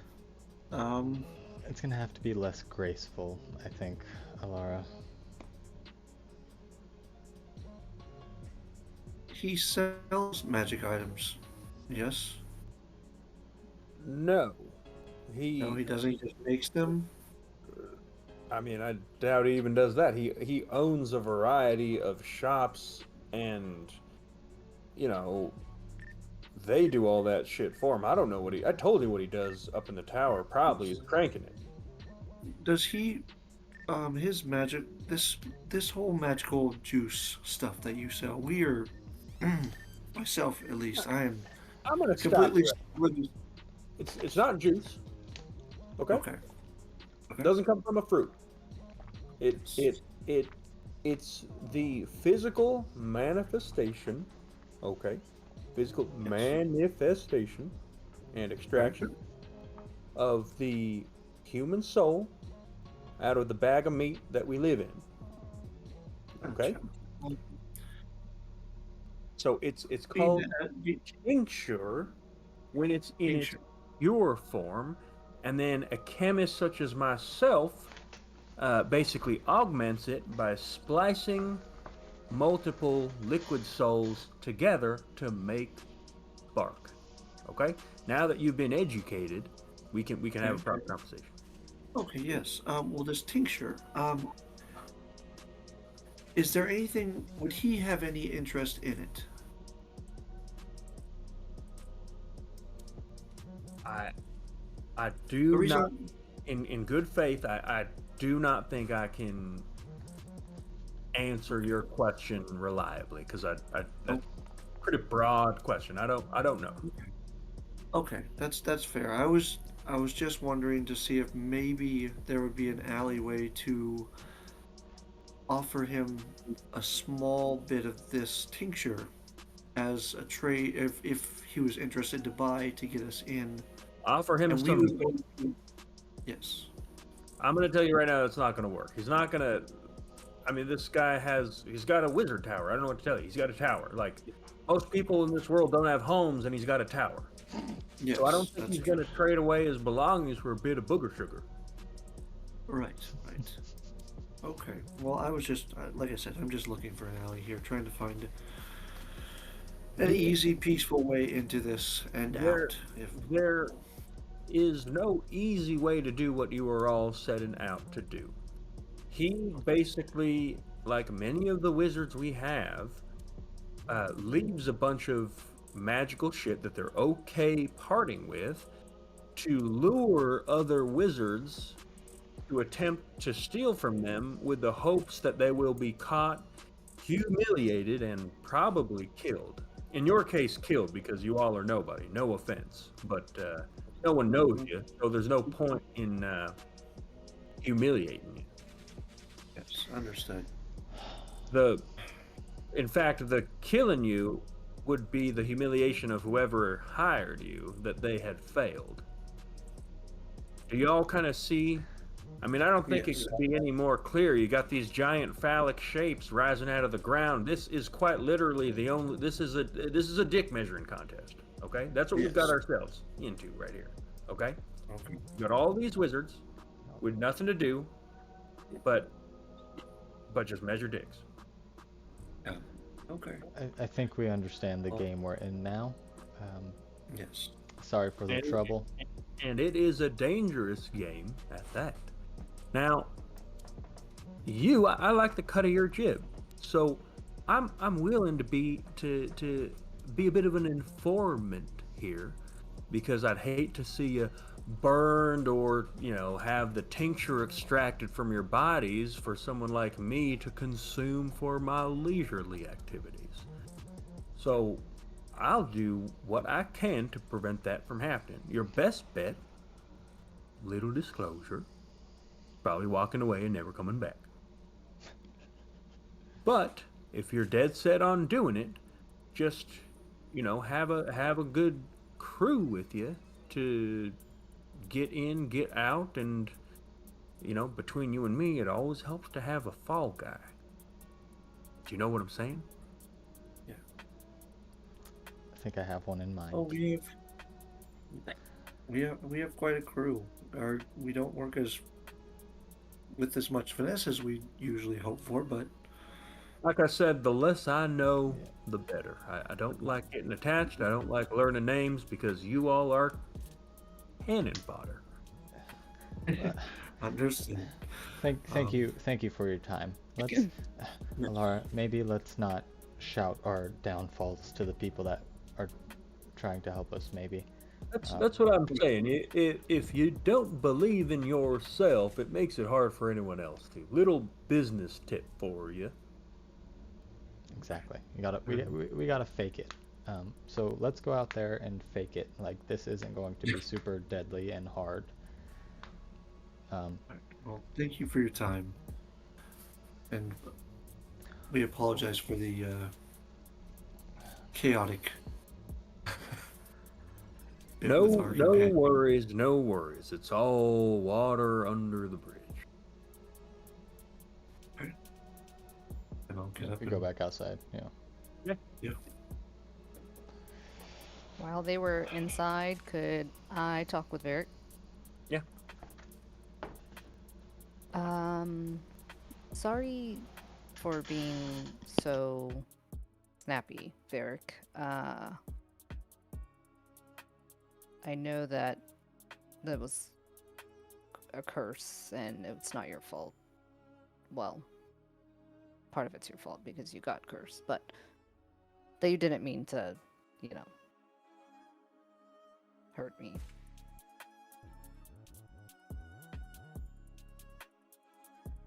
You're muted, You're Jake. muted. I should have checked with you guys before I started using those items. Probably So a I'm great- sorry for that. Great idea in the future. We've got ways of identifying things. I do trust you. It's just a little bit stressful right now. If that makes sense. Yeah, I understand. Cool. We also don't know exactly what we're about to walk into. Yeah, and I did also just do some drugs that made me feel a lot of things, so that doesn't help. Well, if you want to talk about it, I'm here. And if not, Probably not then right I now, won't pry. but yeah. I gave her kind of like a awkward tap on the shoulder, like I don't flick his hand off this time. trying to be reassuring, and then kind of just turn around and, don't talk to her. Okay. Very well. It's at about this point that you would see Cass and Alara return. How did it go? You're also muted, Eddie. It went fine.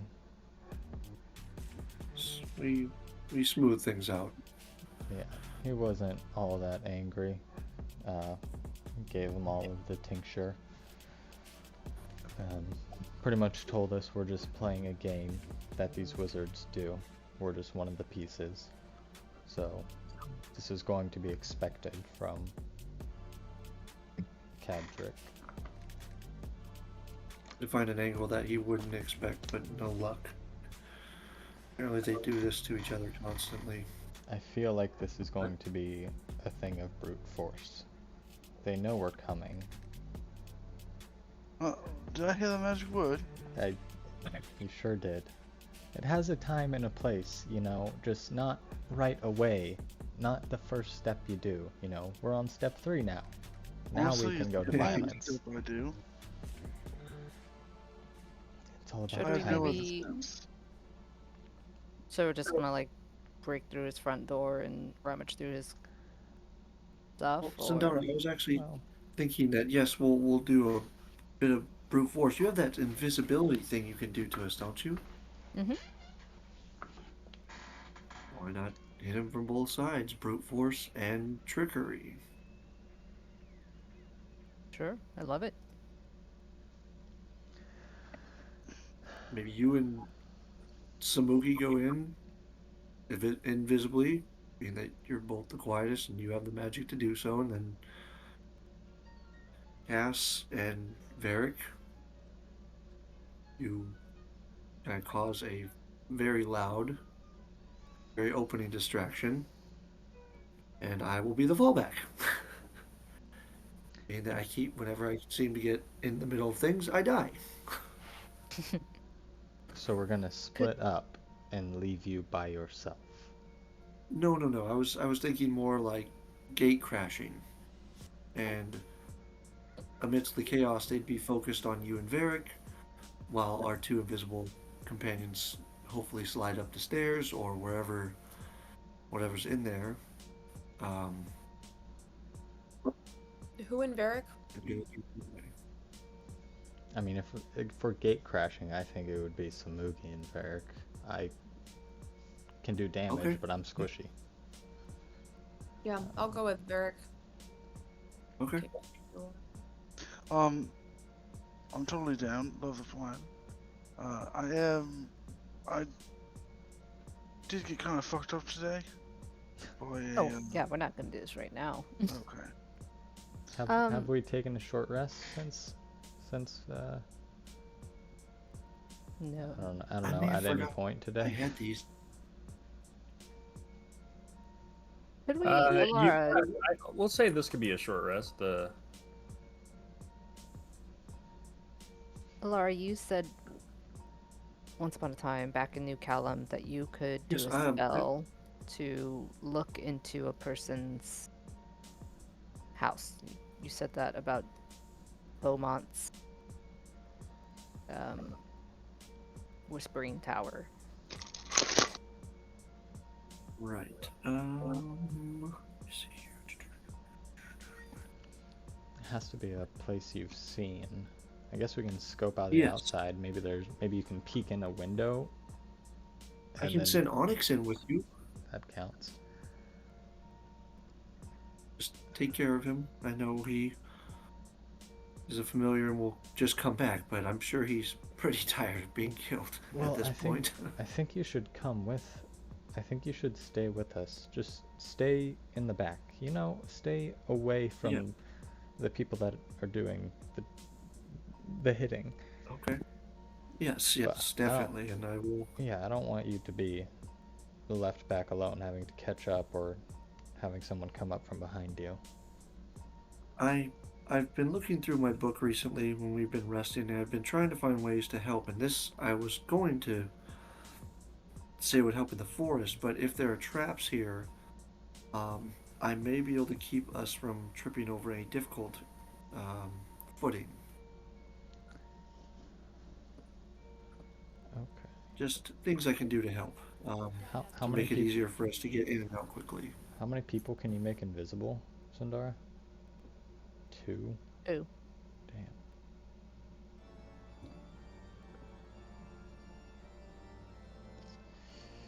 Okay.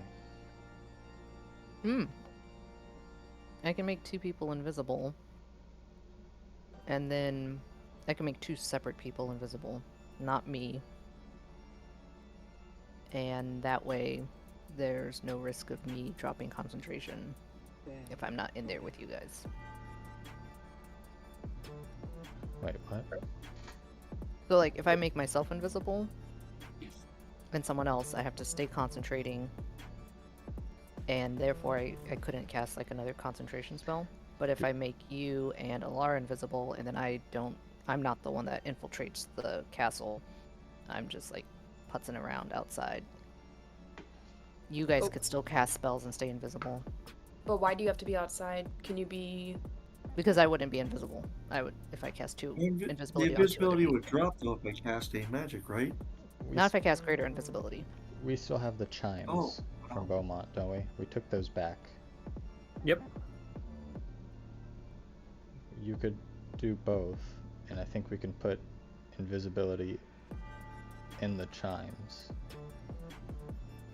Oh. and then you don't have to hold on to that spell. Oh. Okay.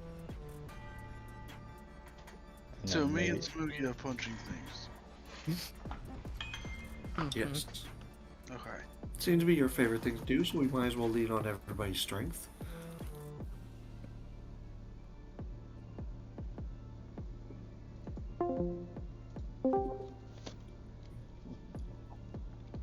So are we doing this right now? In like the middle of the day? No, I Man, say I'm we getting sit down, Beaumont find somewhere flashbacks. to. Yeah, all right. Let's see. I'm about to get I don't want to have my throat cut again. thunder waved Like, I just into a start- wall. Rubbing my neck like. Let's not do that one again. See if we can find another tavern to rest at. Think, make a solid-ish plan, and then go forward with this. Alex, could you, if you have it, could you copy and paste the what the chimes do? I don't think we ever got that long ass description. Yep. Because I feel like it might be smart to use everything at our disposal. And I presume that I'd have to attune to that as well. No, wait, couldn't it only be used by a bard? Did I make that up? I don't think it can only be used by a bard, but a bard does some stuff. It interacts with your bardic inspiration. But I think anybody, like, it can store a concentration spell from anybody. It doesn't have to be the wielder of it.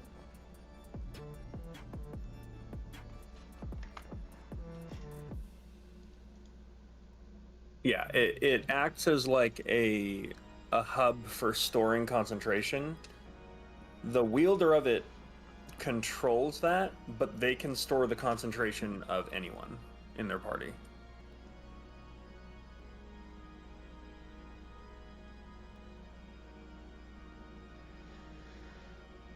What?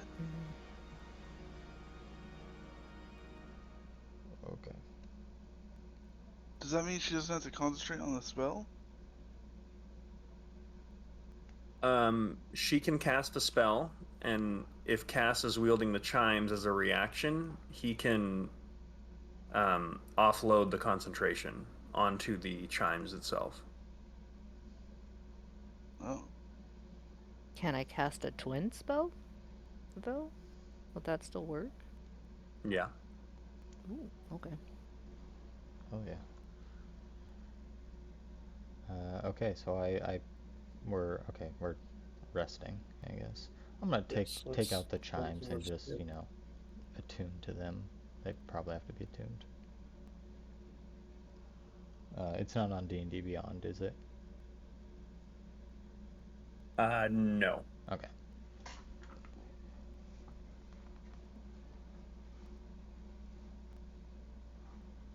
One thing to keep in mind, the wielder of the chime still needs to make concentration checks for the spell, that if they're concentrating on anything and if the chime's concentrating on something. So even if I'm not concentrating on a spell and holding her invisibility, if I get hit, I have to make the check for the invisibility? Yeah. Okay. And I'd have to make 2 checks if I was also concentrating? Okay. Yeah. Okay. Well, who has the best save for that? I mean, that would be Sandara. So then maybe she should hold on to the chimes. Give you a better chance of. But she won't be invisible. Will she? might be invisible. I mean, Oh, I so can. it's- Yeah. Yeah. But then who's not going to be invisible? Me and Here's you. what I can do. Here's Other what I than can do. Actually, no, actually, you know what? You- Here, yeah. Hold on. I'm gonna hand the chimes to Sandara. Um, the bard stuff is irrelevant to me right now, so it makes more sense for you to have it. You'd be able to hold on to saves better. And I can also enhance your chances of succeeding those saves. Whoever needs that, whichever one we decide on. I can give you. I can use enhance ability pretty much. Too much magic is happening. I also Oh need yeah, to rest we're so gonna that I magic the can fuck out of switch this, a man. spell. So can we just park it somewhere? If you quicken, oh shit, it's been way longer than an hour. Damn it, I don't have quicken spell anymore. Mm. Never mind.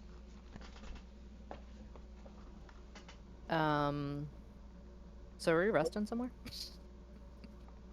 Yeah. I mean, you Where's the guys spent a little bit of time in the bar already. I'll say that you guys would have been able to have a short rest. Okay. I can't swap spells on a short rest, I can. but I need greater invisibility. If you want to try to meditate, you can. Okay. But I'm going to start instituting a rule where long rests can only happen like once every 24 hours. So I mean, I'm Okay. fine waiting till the end of the night. This doesn't have to happen today if you guys want to keep doing other stuff. I'm letting you know I can't cast greater invisibility right now. I can cast regular invisibility. I mean, I think that's fine. That gives us more time to be there, you know. What time of day is it right now? it's like noon. So can we take a long rest now, and then do you guys want to do this like kind of overnight? Sure. That's not a horrible idea. Yeah. Also, I haven't rested for like a day and a half. Oh yeah, see? Oh yeah. Another Get a reason good long night's rest. sleep. Mhm. Well, I guess we can pay for some place, or we can be hobos in a bubble somewhere in the city. Honestly, bed. Yeah, I don't have any money, Bed. so I have money. Like, Don't pick an expensive place, but I have money. We would like to find a mid-range tavern yeah. with beds. We want a 3-star motel, please. Like a Days Inn, Best Western type of vibe, not A Hilton. Western type of vibe. Okay, tell you what, someone give me an investigation check. I'm not great at that. Who's good at those? I've got a negative. Hold on. Let me take a look. Anybody have more than I a think plus my. one? Nope, I mean, I have +0. clearly you don't Oh. have a negative. I have a +1, but my investigation, my intelligence is negative. Yeah. I got an 11. Okay. There you So you're kind of near the enchantment district, so you kind of just start there because things look like more quaint there. It looks a little bit more like industrial than all the other places that you gather are like more expensive. And what does catch your eye is there is this somewhat gimmicky, cheap-looking building that is literally shaped in a kind of large novelty chalice, and it's called the Enchanted Chalice. So and you kind of peek in, and as you step in, there's like an 8 by 8 foot like room that it's like a tower that goes up that's like the stem of a wine glass, and that's where the reception is. at the bottom? Yep. Cool.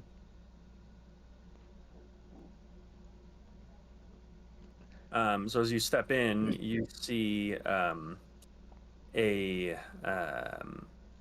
kind of youngish looking wizard with a little bit of peach fuzz on his hair. He looks like he's human. He just goes, well, hello there, and welcome to the Enchanted Chalice. How can I help you? Would we like perhaps to simmer in the tub? Or perhaps a room for the night? Or perhaps you would like to experience the saw? What's that last one? The spa. No, we'll take we need five beds and 5 showers. I don't know. We're 30. Well, at the Enchanted Chalice, all the rooms are essentially bowls, and you float in basically like a mud bath. I promise you, it's a lot more relaxing than it sounds.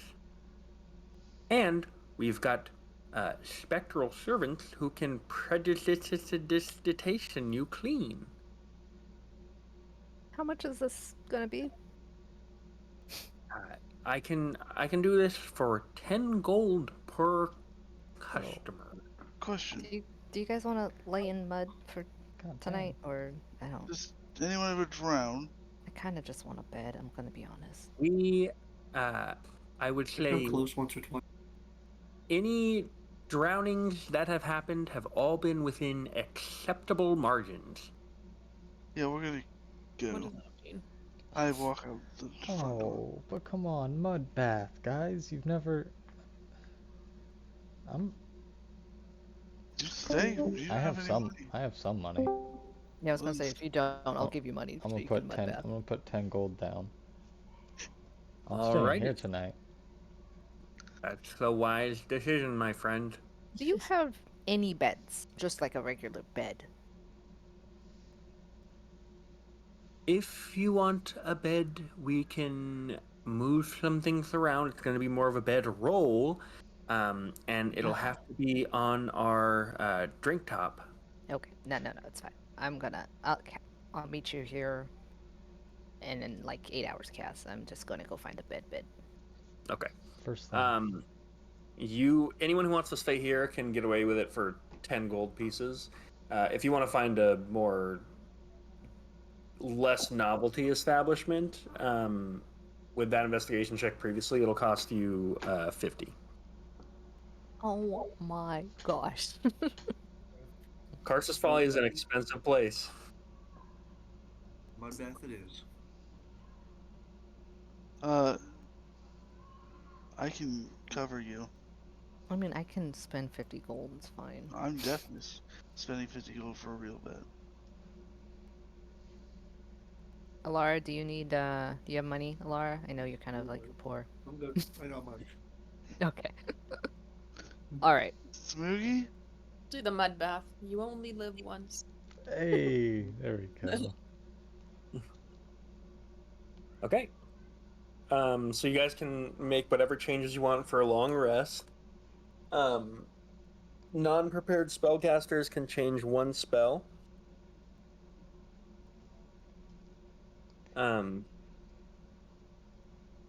After your rejuvenating mud bath, it's nice. It's you actually like kind of fall asleep a little bit. It's warmed. There's like a little air elemental thing that's like in your room that listens to your commands, and like when you step out of the mud bath, it just kind of like casts a spell, and you're like flecked dry. It's great. No. Very luxurious. I feel like your pores are breathing now. Our skins are so plump. And Yeah, for perfect anyone who looking. chose to partake. Okay. So what are you all doing? Your skin is glowing. Wow. It looks nice. I feel and look 10 years younger.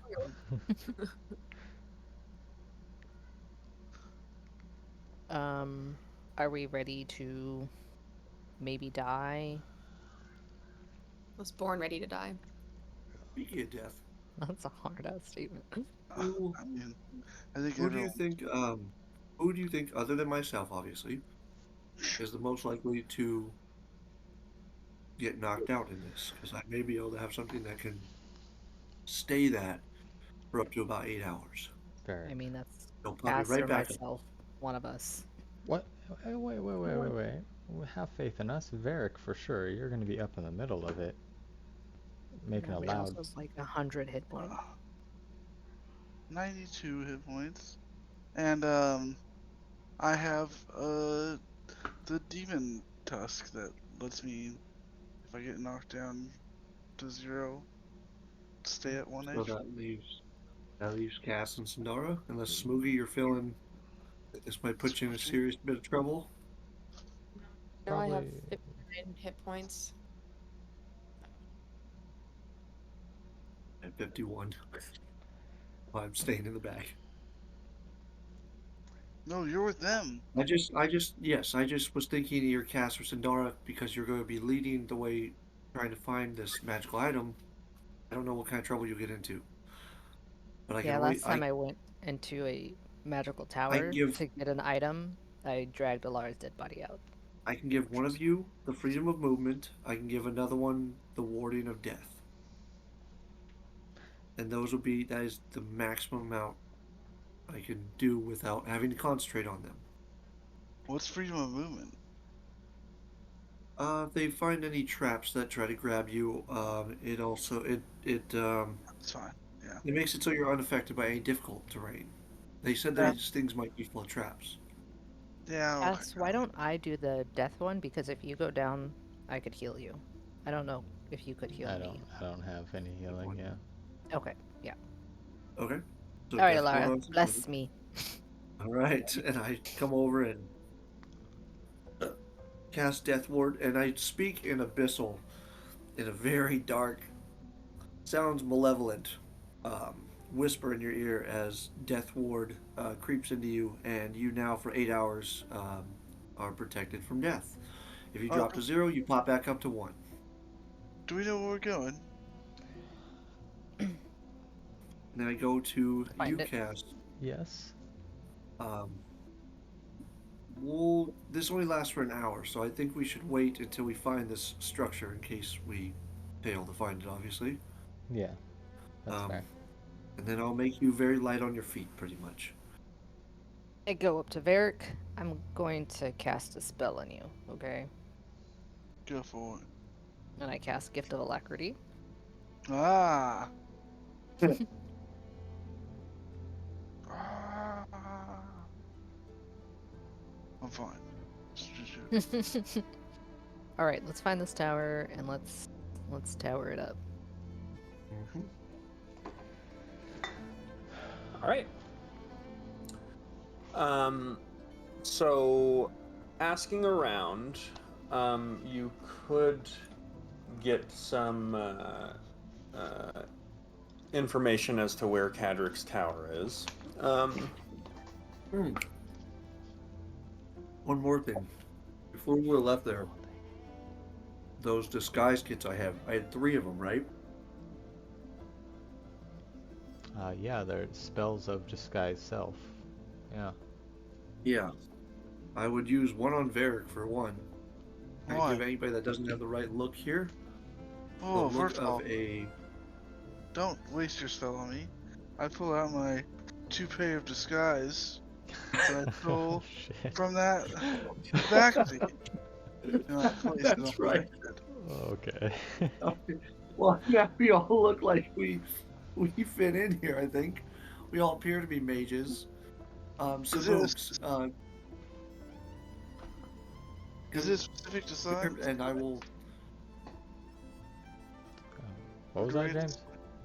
Is it a specific disguise, or do I get to select what I look like? With my toupee of disguise. You get to select what you look like. Oh, cool. Yeah, I want to look almost exactly the only wizard I know, really. Auto Luke? Yeah. Okay.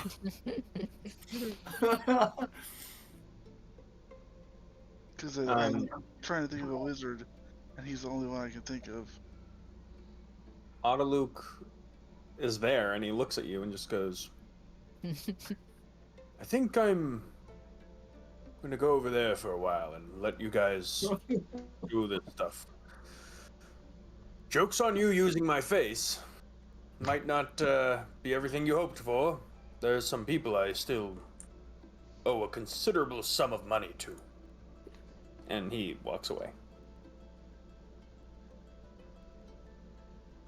Awesome. Well, Samugi, you are dressed like a monk, correct? Like Yeah. monk clothing. Or Yep, I think I'm just would you wearing. like to? I mean, aren't we just Would you gonna like to change be your on the door and start? Yeah, we're gonna start shit anyways. Yeah, Me but and this way, Smokey- if all hell breaks loose, maybe not all of us will be recognizable. I don't care. Sure. I'm if you already guys a want wanted to. man. We I know, like a we know. magician. Stack. Oh. Do I choose my disguise? Yep. Choose whatever you want.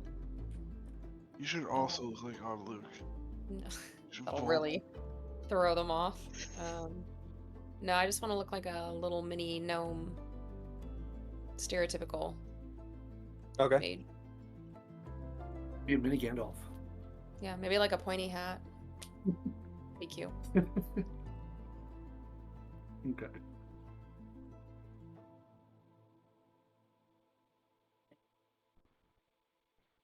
Okay. All right. Let's go. Now we look more fitting. Okay. So as you identify which tower belongs to Cadric, is there anything else you want to do to prepare? Can I take a gander at the door? I'd like to We haven't even gotten there You yet. haven't even probably gotten not. there. Nope. You haven't gotten there. But Oh, Okay, I got here, cast knock. twinned greater invisibility into the chimes. so who is invisible? I thought I had to store it into the chimes. No. You cast the spell, and the spell is cast, and the chimes concentrate on them. Oh, okay. I'll wait. Okay. So, okay. So, as you ask around, there is this pretty one of the more massive spires in all of Karsus Folly. There's only a single one that's larger, and it's kind of the one towards the center of the city that's just like completely shattered and like mixed up in time. But this one it's girthier, so there's that. But as you Okay. as you approach the tower, there's like two large double doors, and there is just like etchings of this kind of middle-aged appearing like half elven male with like very manicured facial hair.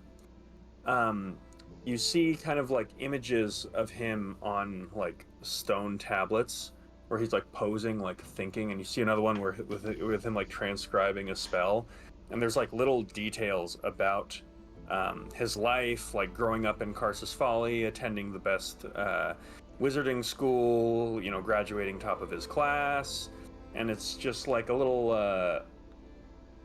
homage to himself. Okay. Great. Okay. Can I cast detect magic and see if the door Please do. is like hand bleeding magic? Not Well, not as to you- as stop you- not to stop anyone who can detect magic, but I always have that going. Oh shit! Elder the warlock stuff, but like Yeah. Nice. also you might see stuff I don't see. Yeah. Mhm. As you approach the large double doors, there is this like rattle, and arcane sigils about the door begin to light up in a sphere, and then this arcane energy shoots from those sigils and in the center of the circle that they create, you see kind of a spectral form of Cadric himself. Um, as that happens, he just goes, "Welcome to my tower. Each room you enter holds a piece of my past, a testament to the challenges I faced, the trials I overcame on my path to greatness, and perhaps trials that you may face and overcome as well, if you've got the metal." And then the form flickers out, and the door opens. All that planning. The first, as you, and do you guys enter? Yeah. Yeah. This was not Yeah. what I expected, but yeah, challenge it is. We're in his goddamn game show. Yep. So, as you enter, the entire tower is hollow. You are in a single empty room. You look all the way up, and as far as you can see, this is all just like one hollow stone building. And then there is like this, it's not even a door at the far end of where this tower is. It's just like, it looks like a portal. It's in the shape of a door, but as you look into the other side, you see like sky.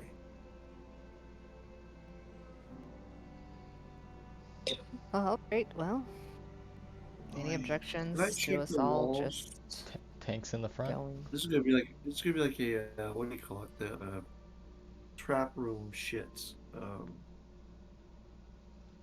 All the puzzles. This is Disneyland gonna be ride. good. It's just a Disneyland ride. It's fine. Did you cast invisibility Well, before we jumped in? Mm-mm. No? I mean, I figure he's just inviting us in, and we'll just do the things. Hopefully, find a deck of cards. Is that kind of the vibe everyone's getting, or am I Yeah. making that up? Yeah, Okay. no, this feels like this is meant for us. We're supposed to kind of be doing this. As you're talking, there's this arcane blink, and this bluish specter appears again, and he says, "Welcome to my tower. Each room holds a piece of my path, testament to the challenges that I faced and the trials that I overcame on my path to Okay. greatness. Yeah. Trials that you too may face and may overcome, if you've got the metal." And it blinks out. Okay. I cast freedom of movement on Cass. What does that do? That makes it so difficult terrain does not affect you. Okay. And that is not concentration. It's up for an hour, so Okay. use it well. Let's Yeah, I'd do say it. you feel like lighter on your feet. I bounce around live. Going through the door Alright. because nobody else is going. I'm coming with gas. Okay. It's the door is like The it's a portal. walk. Yeah, Yeah, it's like I'm going towards it. yeah. Okay. I figure it's, You head towards it. I think it's safe. I'm not looking for traps. I guess this is Okay. probably stupid. I'm assuming this is all entirely manufactured. Yeah. I don't believe there is any danger. Or minimal As you danger. walk, it's like a 3-minute walk to get to like the edge of the room where the door is, because it's just like an empty tower. As you're walking, that specter blinks in once again, and just kind of like it's almost like moonwalking with you as you're walking. And then you would just see Cadric just kind of look around, and he's like, "Impressive, isn't it?" Blinks out. Jesus. Wait. Okay, so shit. I don't want to keep burning magic. The spectral form blinks in once again right as you're about to get up to the door, and just remembers, "Ha ha, I remember being like you once. I remember a time I could only cast up to 3rd, maybe 4th level spells. I miss those days. Cherish them." And blinks out.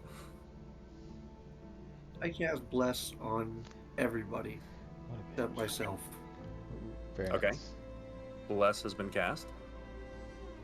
Yep. Okay. With that, you all step through the threshold of the door. Mm-hmm. Yes. Yep. Okay. As you do, you are hit with open, crisp air. And there is a second tower, much smaller. This one's about 5 floors. And it's kind of on its own little island that you are now on as well. You do not get the sense that you are in Karsa's Folly anymore. That's Are, that's some cool It is stuff. just blue skies, and you are surrounded by ocean. And there is this kind of brick tower ahead of you that is surrounded by a small little forest with a pathway that leads up to it. Can I touch the ocean, or do I have to walk really far to do it? No, you can go touch it. Oh, it's been so long since I've been by the ocean. Yeah, you go touch the ocean. It's there. It's very real. We were just in a city that had ports. That was a pier, okay? This is different. Someone could make a. Somebody give me a check? Somebody give me a survival check. Who wants it? I'll take it. Wait. Don't just. I'll take it. No, I'll take it. 11. 11. Slightly better than average. That's what she said. Looking around, you kind of squint your eyes. In the distance, like you can tell which way the sun is, so you can tell which way south. Okay. Looking to the northeast, you see kind of like a snow-capped landmass. And looking to the south, you can just make out the city. You are far north of the city on an island right now. You're in between So Karsa technically Folly we'd be- and Koza. Yeah. Okay. Okay. I meet up with the group and apologize for derailing us. Your apology is interrupted as a spectral form This guy. appears once again and just says, "Now, while it is encouraged to enjoy refreshments, please do not litter on the island." And it blinks out. Okay, let's get to this tower. This guy's kind of Yeah. going to talk a lot. As you begin to approach, you see that it appears, you see a large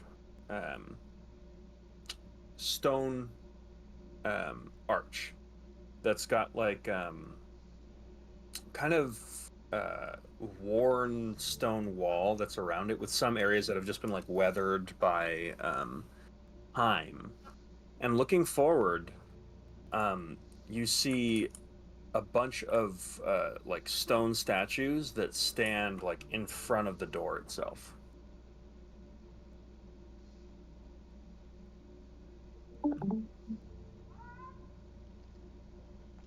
Alright. Suspicious, but I'm gonna keep going. Okay. Nothing seems deadly yet or threatening yet. I don't see what the Yeah. point of this was, but okay, we'll just keep going, I guess. Okay. As you approach, you get a better look at those stone statues. There's joints to them, Well, yeah, there are. and there's pieces that are made of metal and clockwork. They're a lot more crude than the clockwork soldiers that you're accustomed to. And as you approach, 3 of them kind of like stand to attention and reach to their side and begin pulling out. 2 of them have swords and 1 of them has a spear. I'd like to engage. Whoa. Okay. Varric jumps forward, so I'd ask everyone to roll initiative.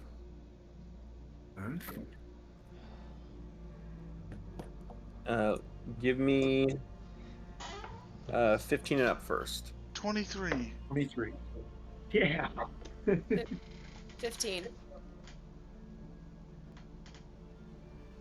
Okay. Thanks for that gift of alacrity. You're welcome. 15 and below. 7. Hey. That was weird. And then Alara, what were you?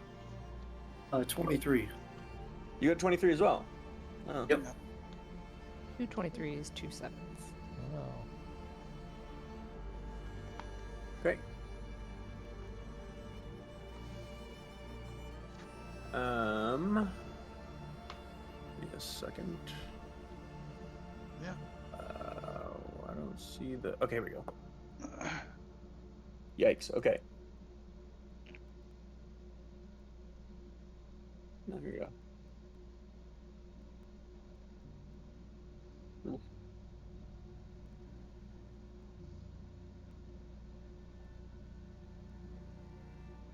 Okay. So with that,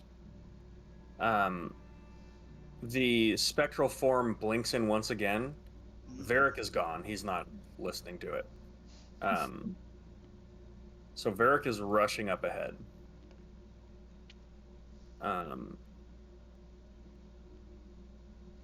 Nothing less. I will share my screen with you. Awesome. Here we go.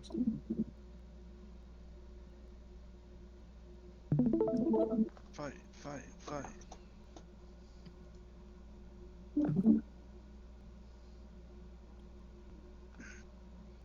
And What if a where little kid is... just wandered into this portal?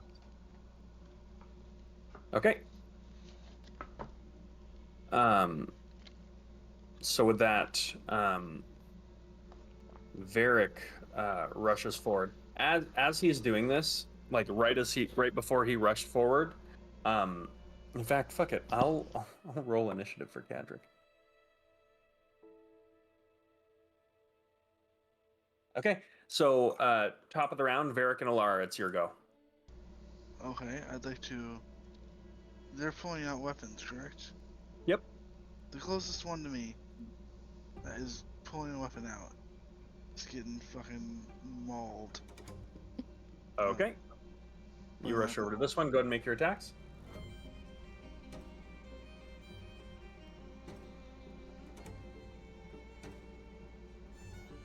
18, 19. Both hit. Cool. We're gonna slather on a superiority die. Okay. And Nice. I need a. Just hear my strength leaking again. A strength saving throw, please. Against disarming attack. Okay. Strength saving throw. That's a 16. That is the DC. Okay. So the first attack is 12 points. The second is 16 points. And this is bludgeoning damage? That is correct. Okay. As you strike these stone guardians, you break through their guard. The stone itself doesn't crack, doesn't break, doesn't seem to be affected by your strikes. Okay. Okay. Anything else we're trying to do? Nope. That is all. Okay. Alara, what are you doing?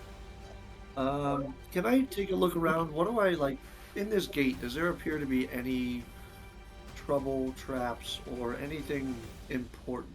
I'll allow a more detailed perception check if you give me a bonus action and a perception check. Okay, deal.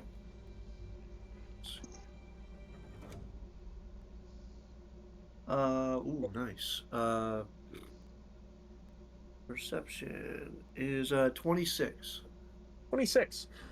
The gate itself does not appear to be um, magical in any way. You don't notice any traps. There's just these stone soldiers ahead of you. A little bit more crude, but more sturdy appearing than the clockwork soldiers that you're used to. With that check, you do notice something though. At the top of the tower, you see, like, in the distance, over off, like, to the side, you see the tower's form just shift a little bit. And you see, like, a little appendage move, like, way up at the top of the tower. You look up, and you notice a familiar sight. You see a clockwork troll that has now scaled the top of the tower and is looking to leap. Oh shit! Oh boy. I'd yell, Barrack, look up! Okay. Even though it's probably smart when he's in the middle of everything. What do you want to do with your movement and bonus and action? Oh boy. I'll hide That's- under the bridge. Okay. Anything with your action? Can I... How far up is this tower? It's ways up, isn't it? Like, how Yeah. far up is that troll? 300 feet. 300 feet? Okay. Shit. I will hold my action to cast a spell. Once it's within 60 feet, then I'll cast it. Okay.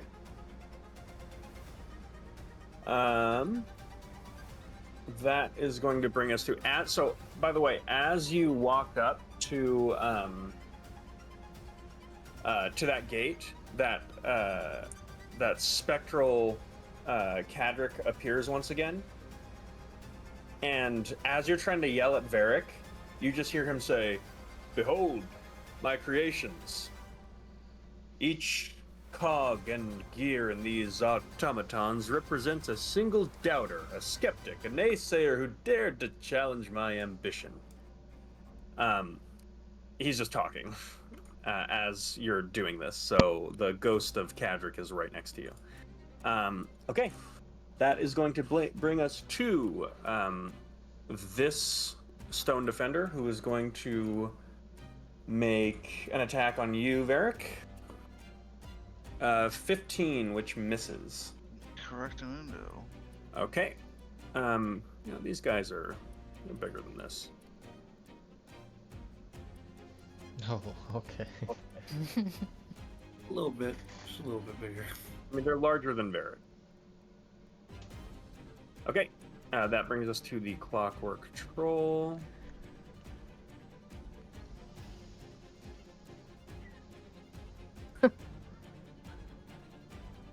Hang on, let's get this. There we go. Okay. As it lands, Varric, I need you to make a strength saving throw. And can I do my spell that I was holding? Yeah. Alright. Natty. Okay. You Yes. stay on your feet. Okay. I am going to cast Dissonant Whispers. Okay. And being that Cadric said that these things are kind of like his naysayers, I would whisper something like, your defiance of the great Cadric will be your fucking demise. As I cast this Dissonant Whispers, I need a wisdom save throw. Language. Okay. Wisdom saving throw, you say? Oh, yikes. That is going to be a 13. That's a fail. So, it takes 12 points of psychic damage and must immediately use its reaction to move as far as its speed allows away from me. Let me check something real quick. Get back up that tower, you dumbass robot. Okay. It needs to move its speed away from you, so it is going to. Yeah, it's gonna start to. It's got a climbing speed, so it's gonna climb up here. It's gonna kind of turn back towards you, and emotionless, it just kind of like twitches and like a steam hisses behind it. Okay. Farted. Okay. Sorry, what kind of damage did you say that was? No psychic. It's immune. Shit. Okay. Good to know. Yeah, good info. Okay. So I scared it off. Okay, so Alara compels it away. So that brings to Sun Samugi. Moogie. Sun Moogie. That was the troll that was resistant to psychic damage. Is that what you said? Yes. Okay. Samoogs. and Gonna damage. Smooth's gonna beeline for the troll. If I can, well, I guess I probably cannot run and jump that far, huh? How far can I get? Running. Walking speed is 45 feet. Dang. That's your normal walk with a Yeah. dash. That could get you within. It'd be you'd need a dash to get in range. Except for the wind. So I can do a bonus action dash. Yes. Is that what you're saying? To Yeah. get up, because I'm trying to make it up to the troll. Okay. All right. If you're trying to summon your arms, you could rush in. Tell you what, as Varric ran ahead, I didn't really give anyone else a chance to decide what they were doing. Would Samugi go after him? Yeah. Okay, I'll give that to you. So I'll say you can close the distance, kind of seeing Varric, because you're faster than Varric. So seeing him rush ahead, you chase after him. So you can get there with your movement. Okay. Then can I climb though vertically? You can. Then I'm What are gonna you trying to get? I'm trying to get to the troll up there. Oh wow. That would need a step of the wind to get up there, or an action dash. Can I? Is a step of the wind bonus action? Step of the wind is bonus action, All right.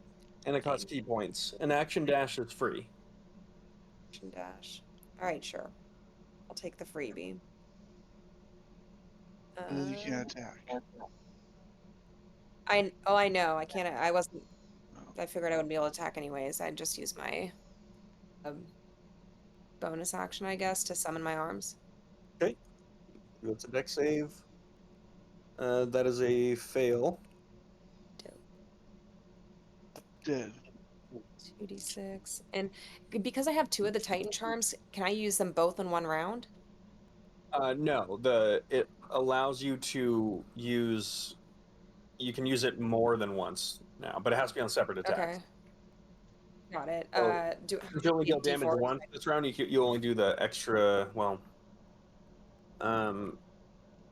so it's an extra 3d4 for the size difference. Damn. Damn it. They were both ones. Okay, that's only 6 points so far. Another one. Okay, 7 points. Okay. Force damage. 7 points of force damage. It does not resist that. Okay. Okay. Oh, it does not. Okay, cool. Great. Oh, anything else? I don't think I have anything else to do. I used my action and my bonus action, so no. Okay. This stone defender with a spear is gonna flank you, Varric. Okay. And that's gonna be a 22 to hit you. That hits. Okay, you take. Oof. 15 points of bludgeoning damage, and you are knocked prone. There's no save for that? No save. Cool. Okay. That brings us to Cass and Sandara. Okay. Oh, you know what? All right, I'll give it to you this now. I skipped my Clockwork Troll because of Alara's spell. Although I guess it couldn't really do anything because it wasn't in range of anything, so fine. All right. Cass and Sandara. Do you know what you want to do, Jasmine? Yeah. Okay, go ahead. Okay. I too would like to move under this arch with Alara. And then first I want to... So, Varric's hit did not seem to be super effective, is that correct? Yes. Okay. I want to try and commune with it to... It says I can gain an understanding of scope and its function as though I designed the device myself, so that I can figure out its weaknesses and strengths and stuff. Okay. And what it can do. I want all the information. Yeah.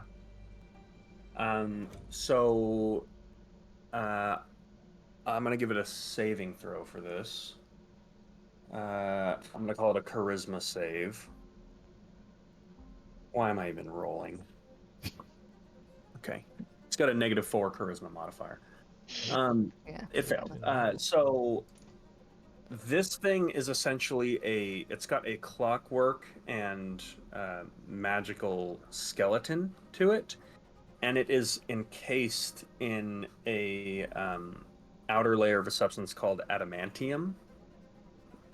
It is essentially immune to poison, bludgeoning, piercing, slashing, unless they're attacks that are from adamantine.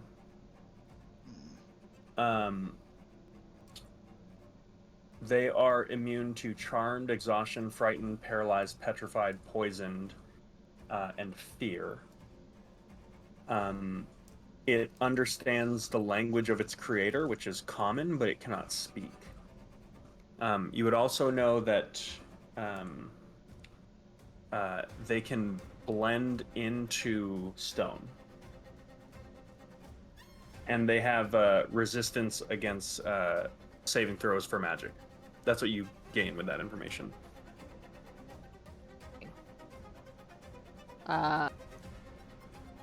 Relay that as briefly as I can. So that Sounds everyone good. is aware. As you're trying to relay that, Catrick goes on and just goes, "They said I was a fool, a dreamer chasing after the impossible, but I proved them wrong.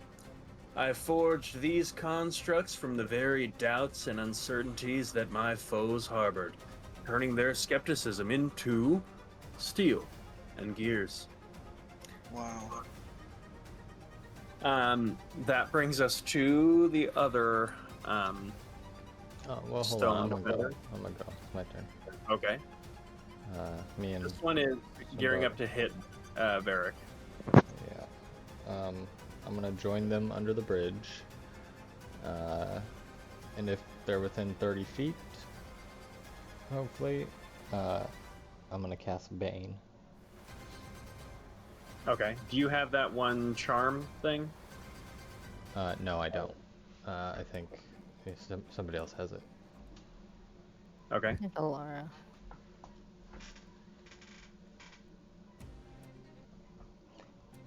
Okay. Bane. I need a natural 20. Charisma, yeah. Wait. I got a natural 19. That fails, I think. It's a 15. Yeah, 16 is the DC. Okay. They're all baned. Okay. And then I will bonus action inspire Varric. Okay. Varric is inspired. This one's going to wail on Varric. It has a flanking bonus that cancels out the Bane. And it has advantage. my inspiration die? It's a D8.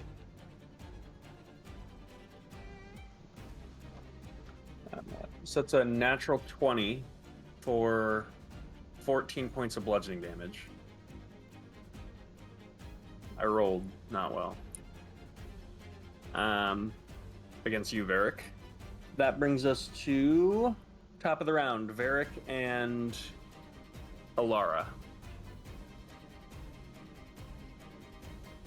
Eddie, you're do you want muted. First?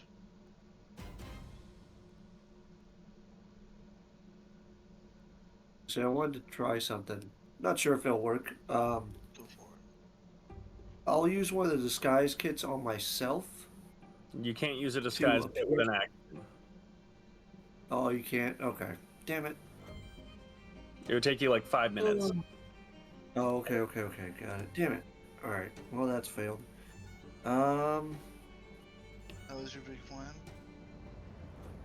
I'm gonna put. Let me think. Where should I put this? Since both Samugi and Varric are out there already, is there about? Can I cast? Would if I cast Entangle? That would drop less. Never mind. Fuck. Go ahead and do your thing, Varric. My plan's shot. Okay. I will use. Fuck. Am I gonna take an opportunity attack from each one of these guys if I stand up? Yep. Okay. Well, I have to get up, so we'll take half the movement. Okay. The first one misses you. The second one... Oh, wait.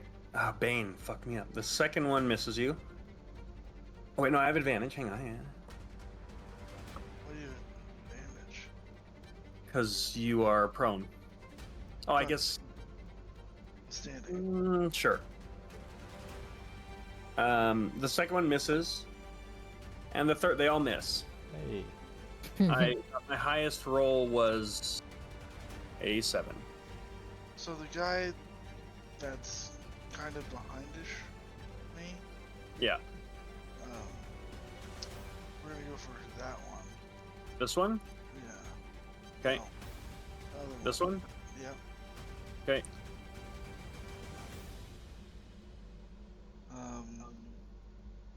18 and a natural 1. All right. 18 misses. Would you use your inspiration? Oh, I'm sorry. I meant to say hits. And- I don't know why I said misses. 18. And you have bless. well, I'm gonna use my superiority die to attempt to disarm this person. Strength saving throw. That's a 20. Saves.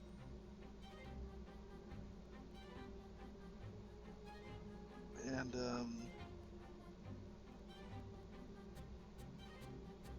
that's 16 points of damage. Okay. Now, It doesn't deal any damage. I understand. Okay. Can I still use my crusher ability to move it 5 feet? Yeah. Okay. Backwards.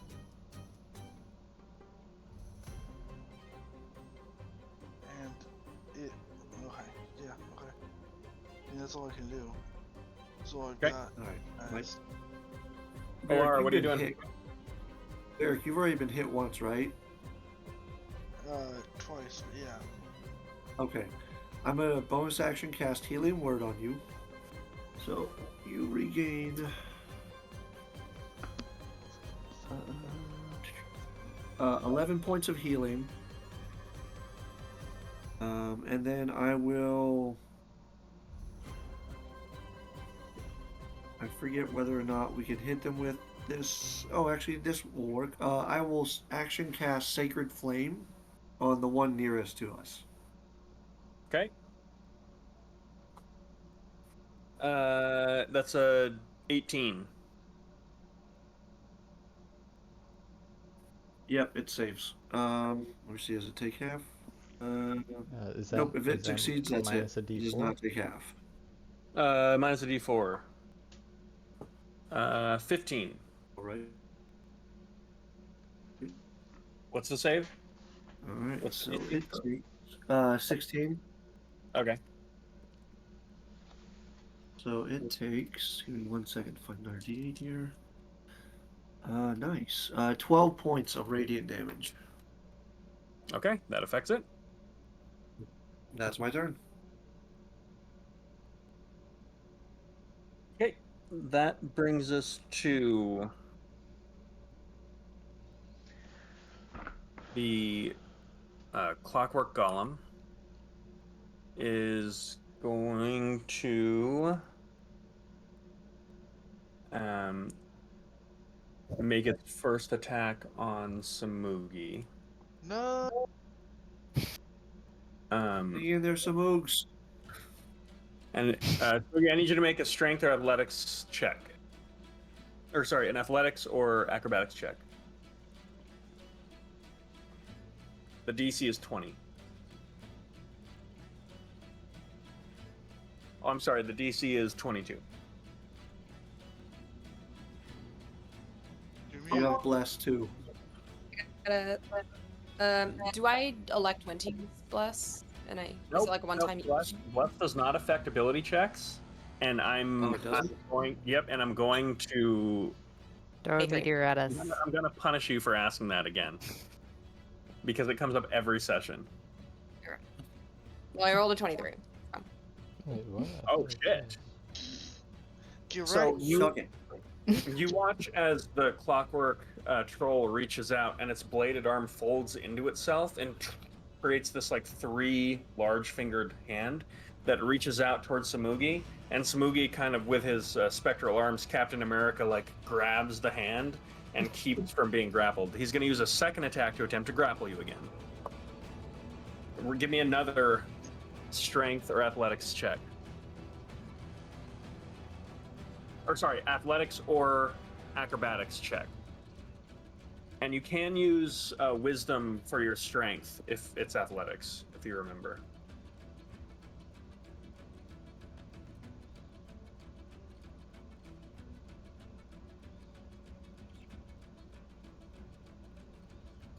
That one was not the DC. Well, the DC is different now. Oh, okay, well, it was 18. It rolled a 15. Nice. Okay, it's gonna roll again. It's gonna grapple you one way or another. Oh my Jesus Christ. Not today. Maybe today. 11. It rolled a 10. Roll again. Oh my god. Yes. Good shit. Again? Again. It got a 13. Sucks. Okay, got me. No, I rolled a 10. Okay. That was a good fight. Oh, Um, that was.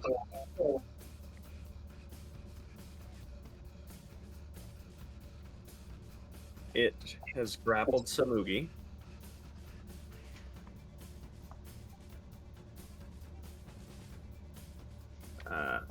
It is going to move its speed.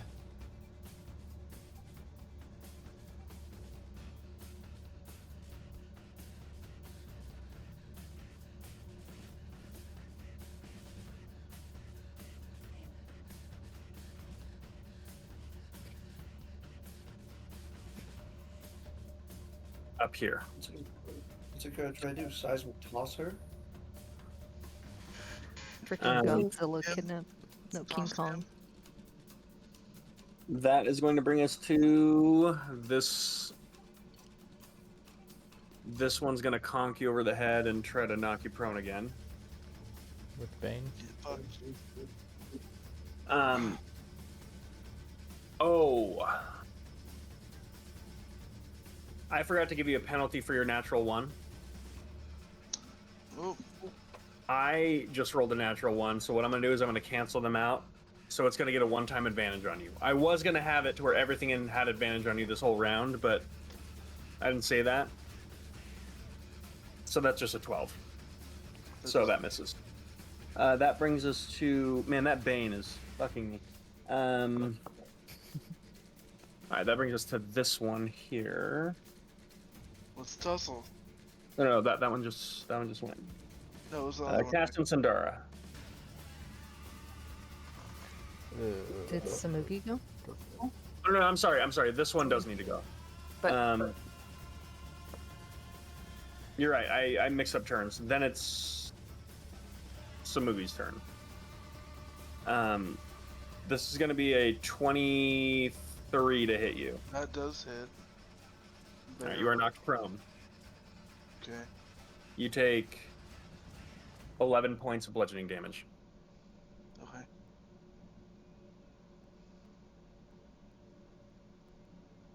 So you watch as this thing reaches up with its shield and just like whips over and just like smashes Varric into the ground and then gets up off the ground, leaving Varric just like flattened right there.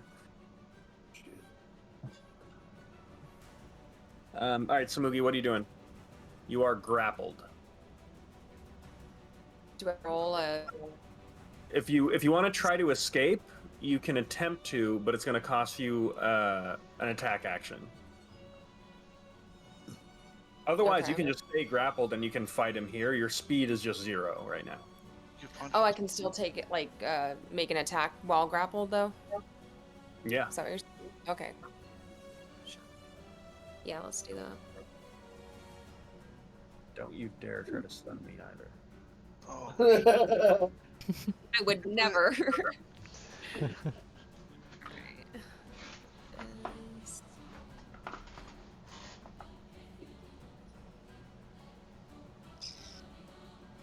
Do I need it? Can I? Okay. Does a 17 hit? 17 does not hit. Okay, then I will. Can I bless it? Yeah. Does a 19 hit? Nope. Fuck. Alright, well, I'm gonna bonus action. Attack. You have 2 attack actions.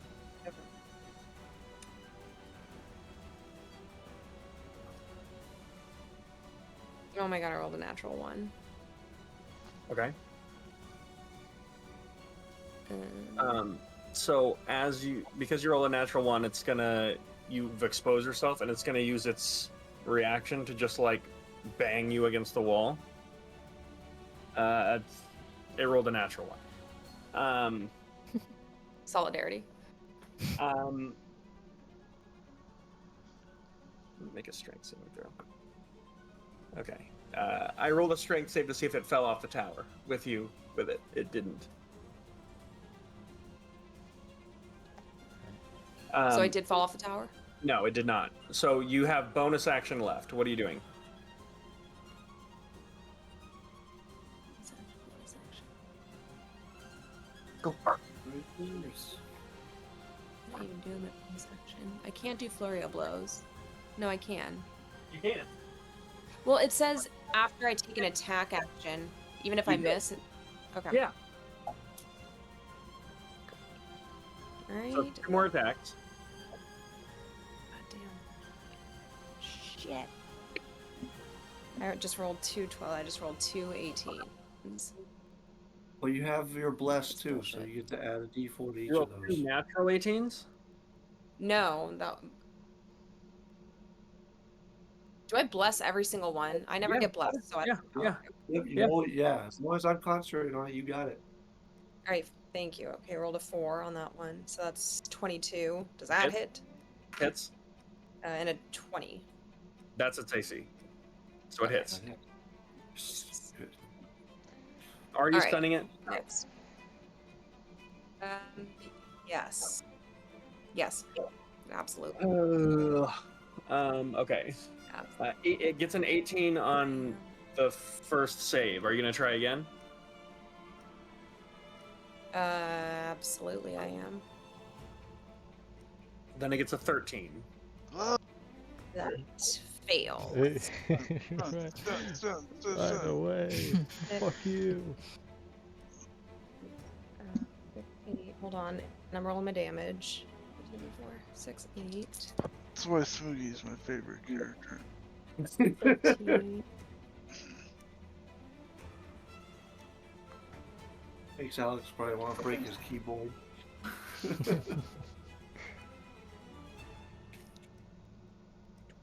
That's 20 points of Son of a whatever bitch. damage he will take. Force, magic, whatever. Okay. 30. 40. 50. Okay. So you both drop 50 feet as it's stunned. Okay. You're still in its grasp. I'm going to give you an acrobatics check at disadvantage right now. Acrobatics. The DC is going to be 16, 10 plus, or 15, 10 plus every additional 10 feet that you're up.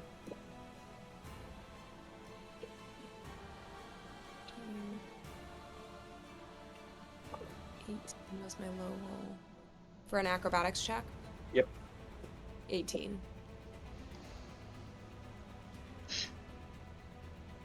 Okay.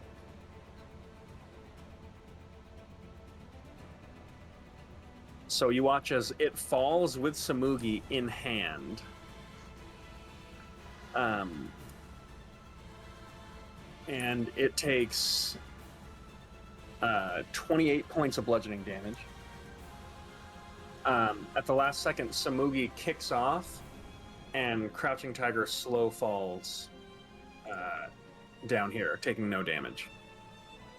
Nice. Oh yeah.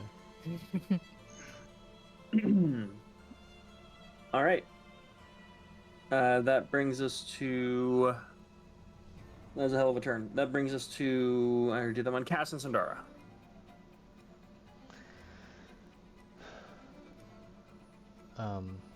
Okay. I will run up maybe 15 feet. Wait, if you're gonna run, can I do something first? Yeah, of course, go ahead. Okay. Can I Fireball. try? Yeah, and fireball. Okay. Yeah. How important is it that you don't hit Barrick? Relatively important. I'm Okay. gonna get you a ring of fire resistance. I got band-aids for you, Barry. Go ahead and give me a spellcasting ability check. Yep. That is 17.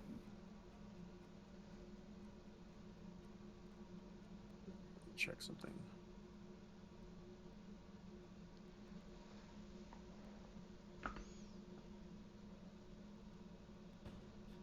Whoa. That'd be a hell of a fireball. Give us all it. Fireball at 20th level. Level the building. I mean, okay. Hope you guys brought your aloe vera.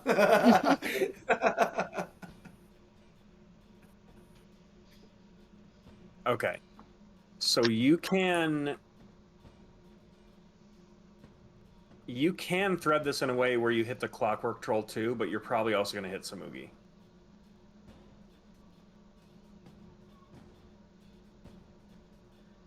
Press counts towards save rolls. Save Now, rolls. Save Give me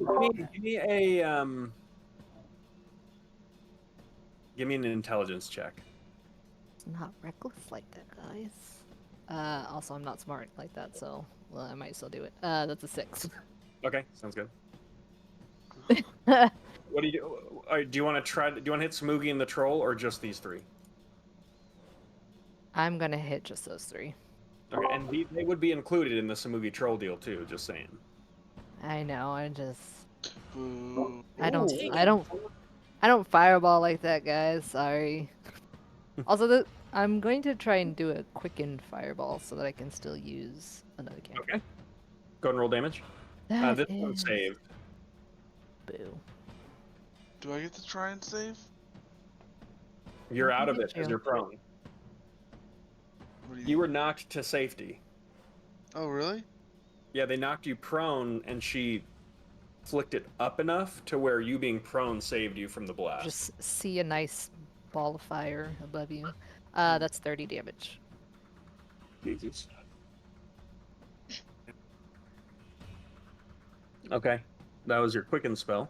Yes, and then I want to get a sense about if I am able to try and collapse the device that I'm communing with using commune clockwork.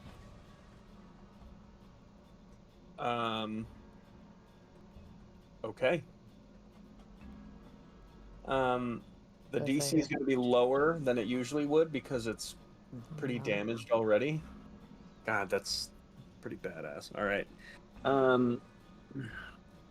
So this is going to be Constitution save. What's your spell DC? 16. Okay. Oh.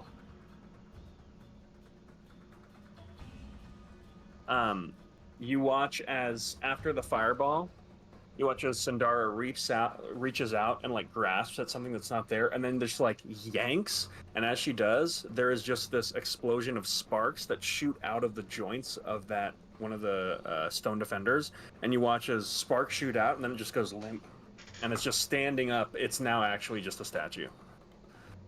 Right. It says I get sorcery points back depending on the complexity. You do. You just got 2 sorcery points back. I just net even. God damn it. Yeah. Good job. I'm getting farmed. Okay, Cass, you're up. Well, shit. So do you want to run up? Yeah, I'll still run up. Yeah, confidently behind this guy, and as I approach, I just say, excuse me, drop what you're holding, please. And I'm gonna cast command on both of them. You can do it on both of them. I have to upcast it to 2nd level, but yeah. This is a wisdom. Wisdom 16, yes. The third one rolls a natural 18. Minus d4s. Fuck you. A 15. That's a fail. They both drop their weapons. Okay. Nice. Are their weapons really big? Yes. Okay. I will attempt to grab the one in front of me and pull it back.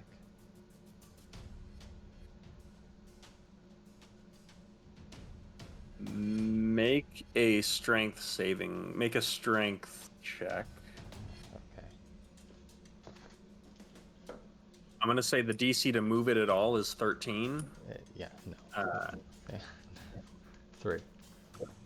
Okay, so you like try to move it and it's not going anywhere. Okay.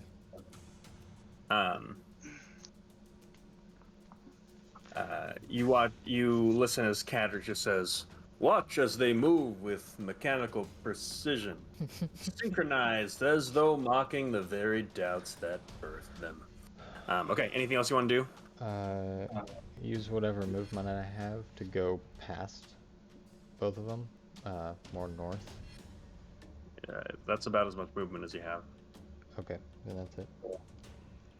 Okay. So that brings us to this one. It's going to whip around and make an unarmed strike at you.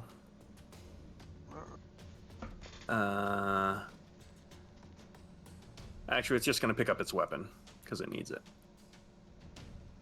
So Technically, the way command works is on their turn, I guess, they drop their weapon and then they end their turn. Oh, okay. So then I couldn't have moved the weapon anyways. Okay, fair enough. There. It drops its weapon. That brings us to top of the round, Varric and Alara. Can I So pick Varric, since you're down, I got you. Hold on. Since you're down, I got you. You care if I go first? Because my healing word will pop you up. Fine, sure, yeah. Alright, cool. Healing word for bonus action. Regain 12 points of healing. And then I will do a Sacred Flame on the one going after Cass. Oh, So Okay. a dex save. Fail. He takes 8 points of Ooh. That one is like barely holding itself together. Right. You're popped up now, away from prone. Eric, Okay. now it's all What are you. you doing? What was that? What are you doing? Do the weapons look like they are made out of the same thing the bad guys are? They're made out of stone, like the bad guys. Can I use one of their weapons? The one in front of you technically has not dropped its weapon yet. You want to try to pick up the other one? Yeah. Okay. You rush over to the other one. That would prompt an opportunity attack. Go for it. Ooh, that's a shitload. I don't It's know like a what 29. that hits. Oh, wait. Sorry, I added the bane instead of subtracting it, but it's still a 22. That hits. Okay. 13 points of damage, and you are knocked prone over here now.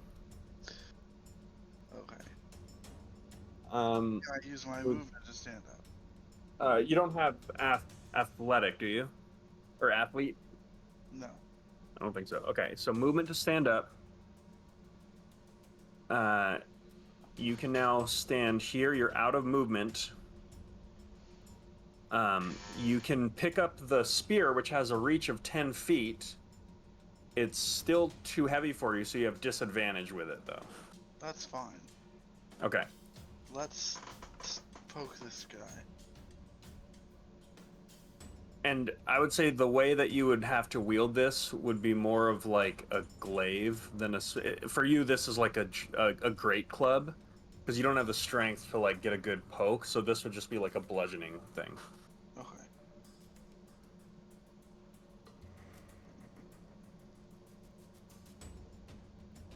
As you're rolling, you hear Cadric just yell, "Now you face the embodiment of my defiance." So 21 and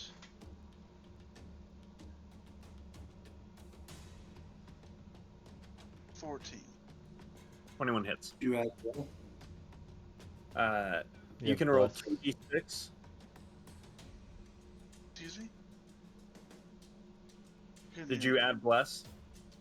Oh, I did not add bless. And I got inspiration. 14, 16.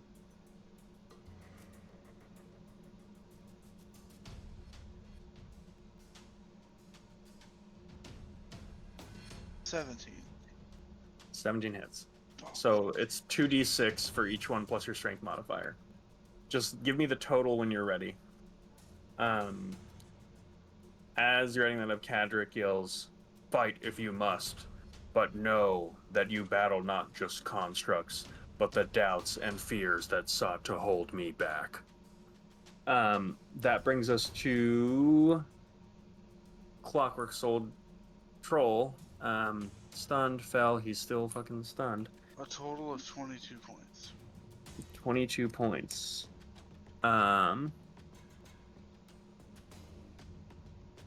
What were each of the numbers? Well, it doesn't matter actually because you don't have any movement left. It was 11 Um, okay, that one had 2 hit points left, so you just completely destroy it. It crumbles to the ground and like clockwork bits have spilled out of it, and you actually broke its body in 3 pieces. Cool. I love it. Very nice. Okay, that brings us to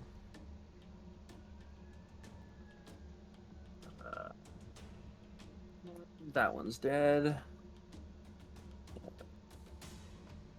Samugi. Can I tinker him? What are you trying to do?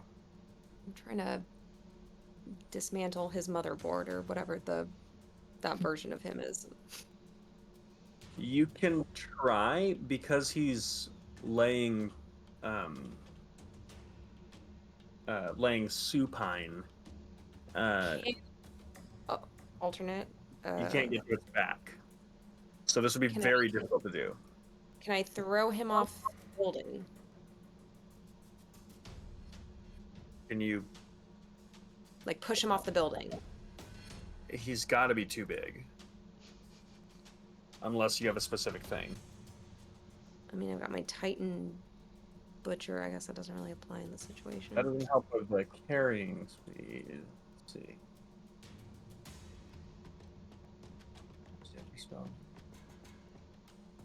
Yeah, I don't. I mean, I'd let you roll for it, but I'm going to tell you right now the DC for that would be like a 30 athletics check. Alright. Can I? Okay, well, if I do a tinker, like I usually don't have a check for that. So what would we do for that? There is a tinkering check. You're good at tinkering. I'm going to say, from your vantage point, the easiest thing to do would be to take off some armor plating.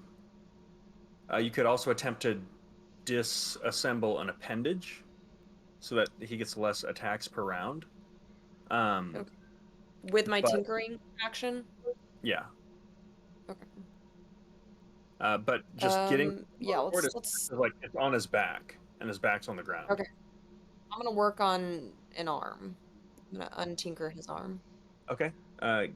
Give me a tinkering check. So that's going to be a D20 plus a D4 plus, or a D20 plus double your proficiency plus intelligence. Intelligence.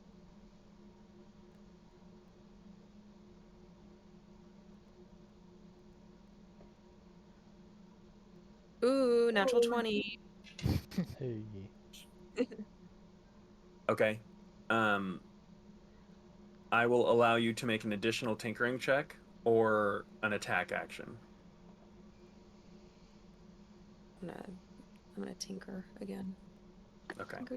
One more. Are you going for Take another arm? off another arm. Tinker. Yeah. 6 plus 16 plus 7.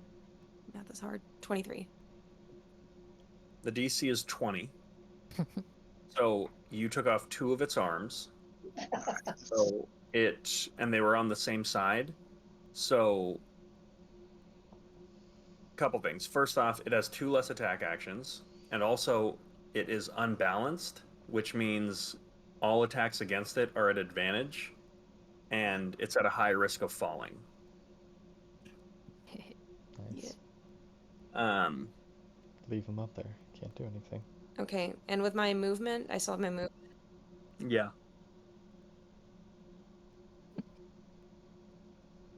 I don't want him to fall. I feel like if I jump down, I want him to fall off the edge. Because he's gonna gain. Now that my turn's over, he's gonna gain. He's gonna be unstunned. So I'm gonna climb down the wall. Okay.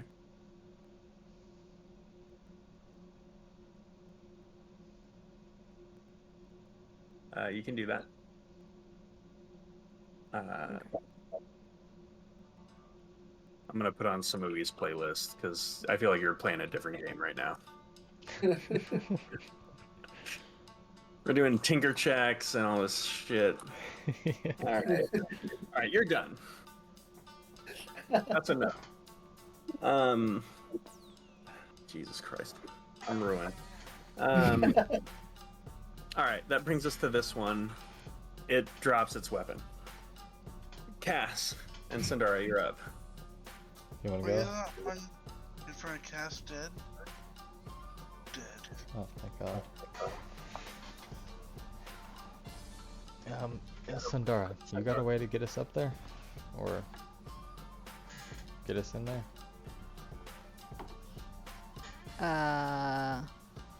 Yeah. But who? You? Just you want to I don't know, both of us. me or Varric? I don't. You mean up there with the Alright, giant? Whatever, I'm gonna try to...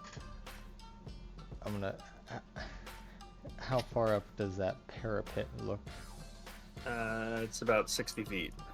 Fuck. I'll vortex warp you. Oh. All right.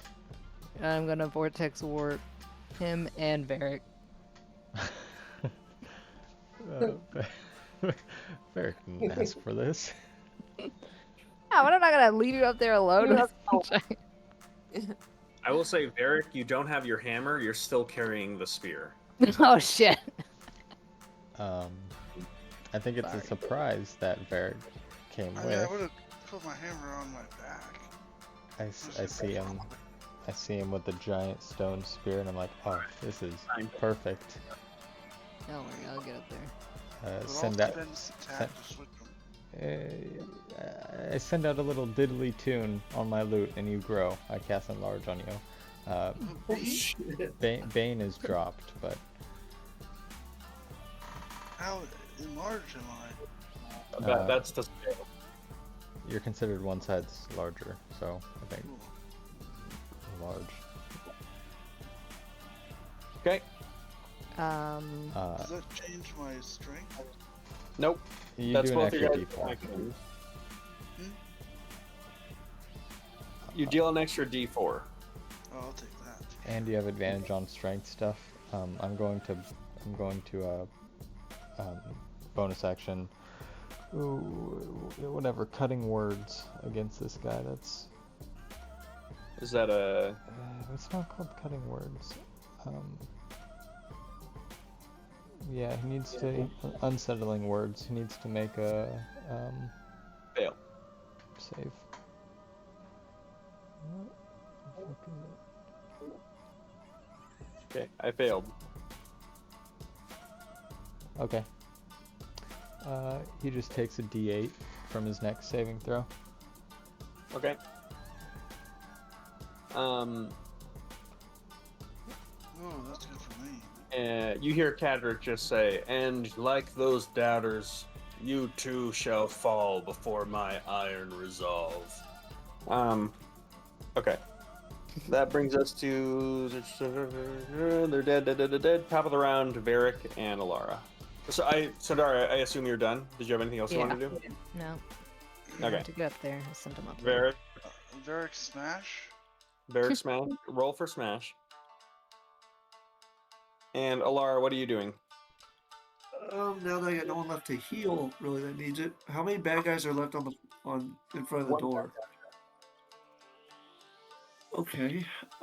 Is anybody in danger of being hit by said bad guy? Samugi's right in front of him. Okay. Let's see. Has Samugi, have you taken any damage?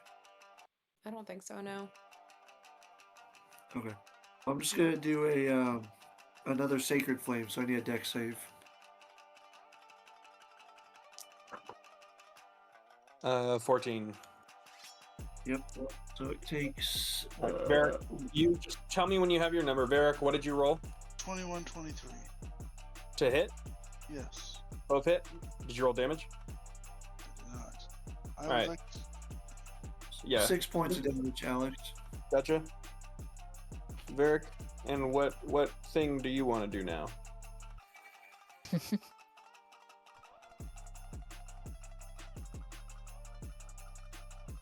22 points of damage. We're gonna use the crusher feet to push this bitch off the edge of the building. 5 feet won't get it off. Well, Well, I guess it's 10 twen- feet with 2 hits. Yeah, it's just 2 hits. Yeah. I mean, I'm gonna say you're not. The crusher feet doesn't allow you to knock it up and over this thing here. So you're just kind of banging it against the wall. Deal. Does it have, are its weapons part of its body? Is the question Sort of. I ask as far as You want to try a disarming attack? You can try a Right. disarming attack. Okay. Huh? Yeah. Okay. So I just one disarming attack. Okay, it rolled a unnatural 20. -8. Oh, minus the d8. Alright. What the fuck? That's an 8. Okay, so 12. Loses something. Yeah, so you knock the like blade arm, you just break that. It also takes 6 more points of damage. Okay. It's prone, right? Yep. You know, I'm gonna search. What a supine. It's That is supine. yeah, that's true. Supine. What is that? What does that mean? It's same thing, effectively. Then why are we trying to make it Because feel I. stupid? It mattered another- for Samugi. It doesn't matter for your purposes. Okay. So here we go. 25, 23. Of it. Does it have any more weapons? Yeah. We're gonna do one more disarming attack. It's a natural 19. Okay. So that's saved. So 12 and so a total of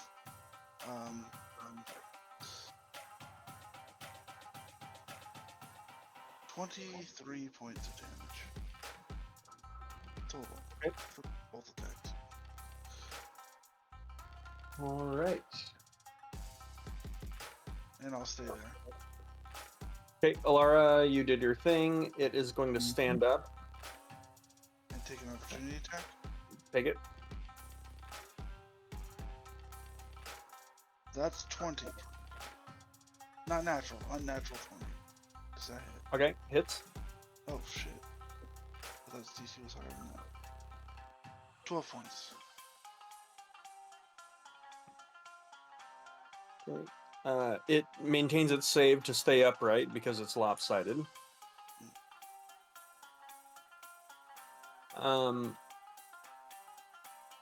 It is going to do a slam attack on you, Cass. Yeah, okay, that's fair. Oh, are you fucking kidding me? 16? That would hit, but I'm gonna cast shield. Okay, it maintains its didn't fall from that. It's gonna try again.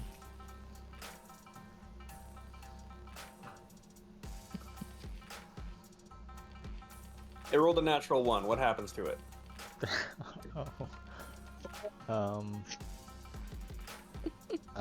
Okay, well I think my shield is God, so much dog hair. I think my shield is like a vine or whatever coming off and slapping the blade away. And it pulls it just closer, ever so closer to the edge. Maybe put its bad side with the 2 arms towards the edge. You know, lean its balance towards that way.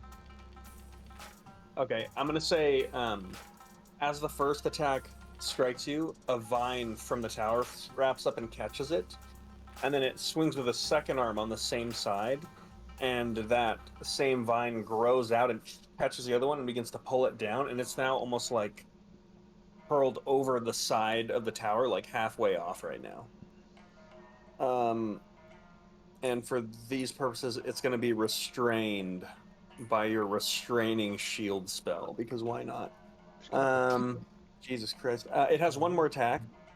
At disadvantage, I'm going to try to hit you one last time. AC's 19. That's going to be a 24. Yes. The first fucking time I'm doing damage with this guy. Well, you were so intent on grappling Samugi. I was Yeah, you gonna fucked do with the so wrong much damage. I gnome. was gonna fucking do like the tower suplex. I know. It would have been very cool. I was gonna straight up murder Samugi. That is 19 points of bludgeoning damage, and I need you to make a strength saving throw.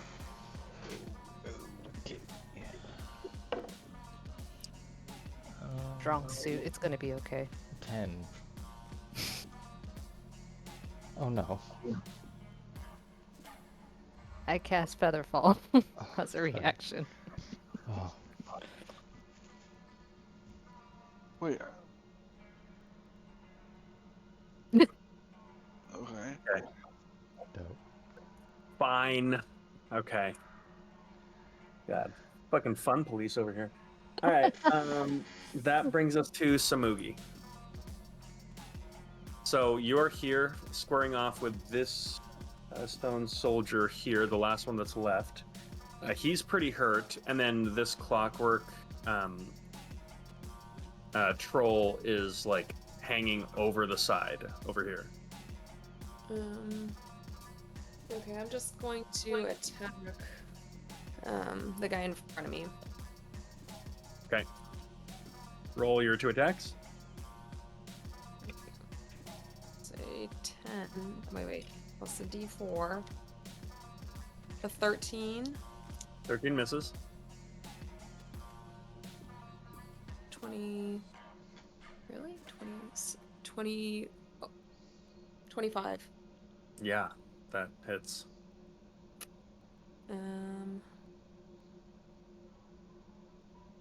Six. Sorry, hold on.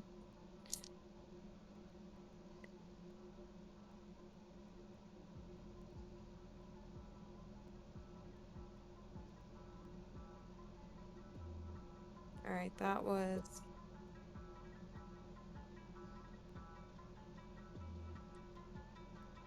Okay, that's 7 points of damage. And then bonus attack, I'm gonna do, well, I'm gonna stunning strike after that. And then I'm gonna bonus action, flurry Failed of the blow. stunning strike. You have advantage on these next 2 hits. Nice. Get That's that a crit. 5. Ooh, natural 20. Okay.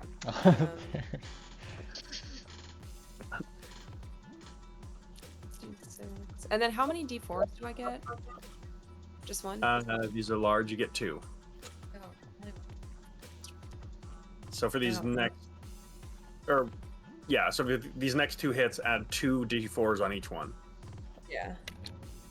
All right. So that's 7.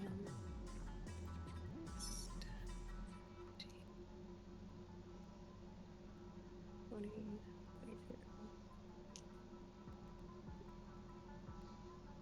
22, 28 points of force damage. Okay. So let's just say you will defeat this thing. What do you want to do with your movement after?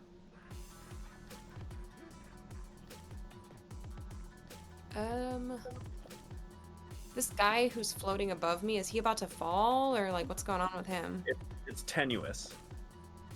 I'm gonna attempt to knock it out. All right. Well, I guess just as long as I'm out of the way, like I don't want it to fall on me.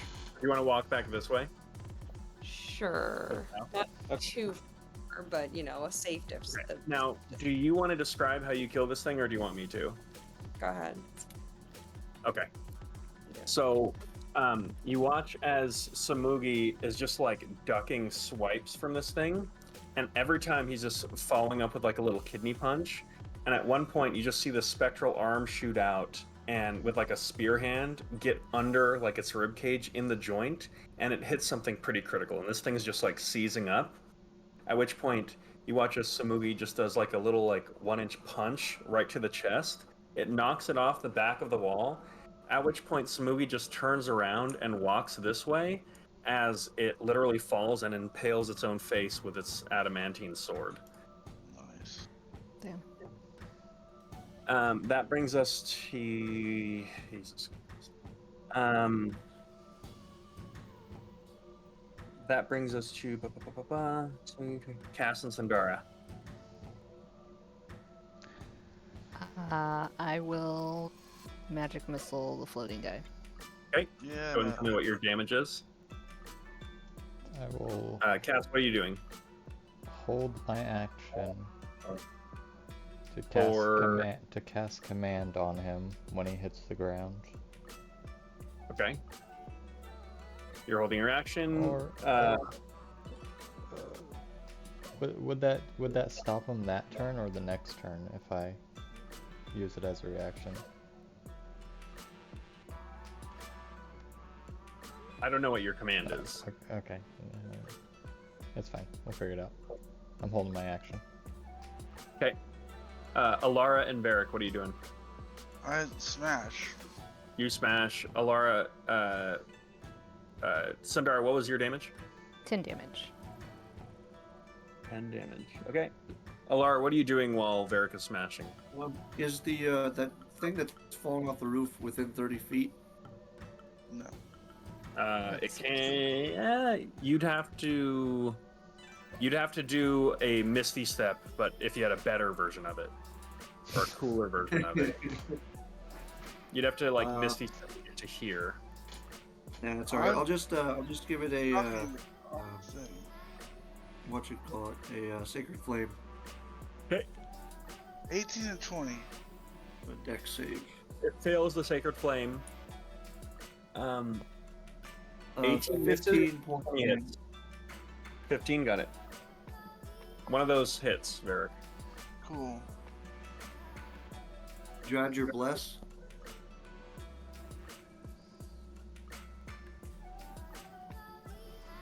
The 18 is a 21. Okay, and you knock it off? Yeah, I'm just gonna use my Crusher feat. Yeah. And that is a total of 23 points of damage from the smackage. Okay, that is an additional...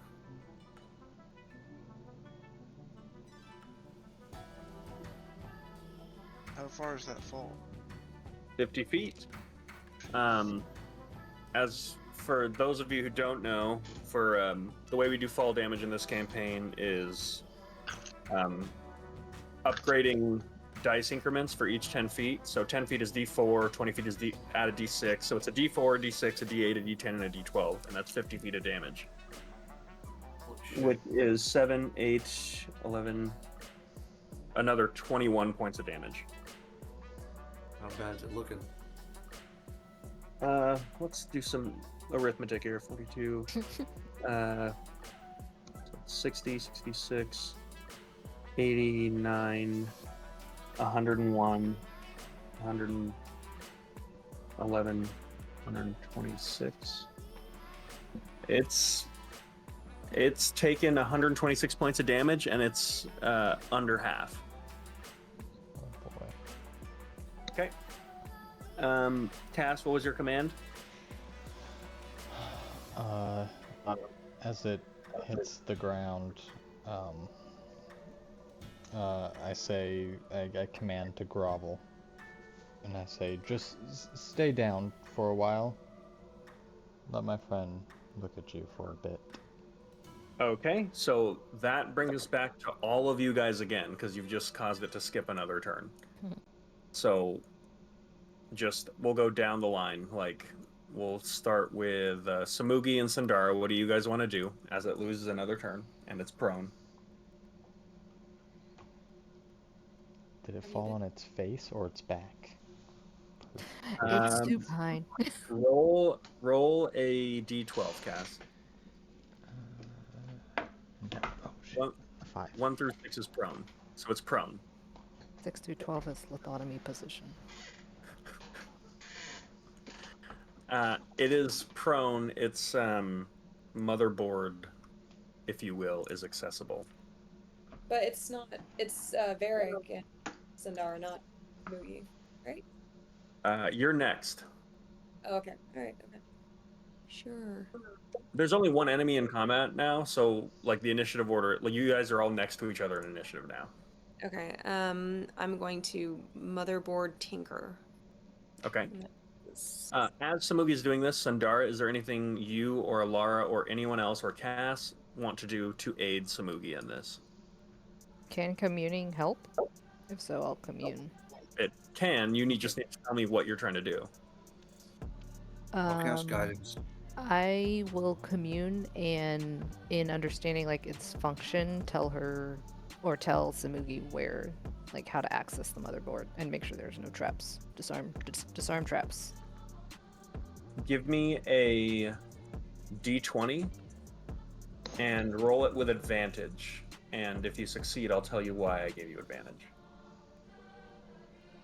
It's a 20. Oh, wait, no, a 14. 14 total? Yep. With advantage. I got a 7 and a 14 for just a flat d20. No, it's a spellcasting ability check. Oh, okay. Then that's a 19.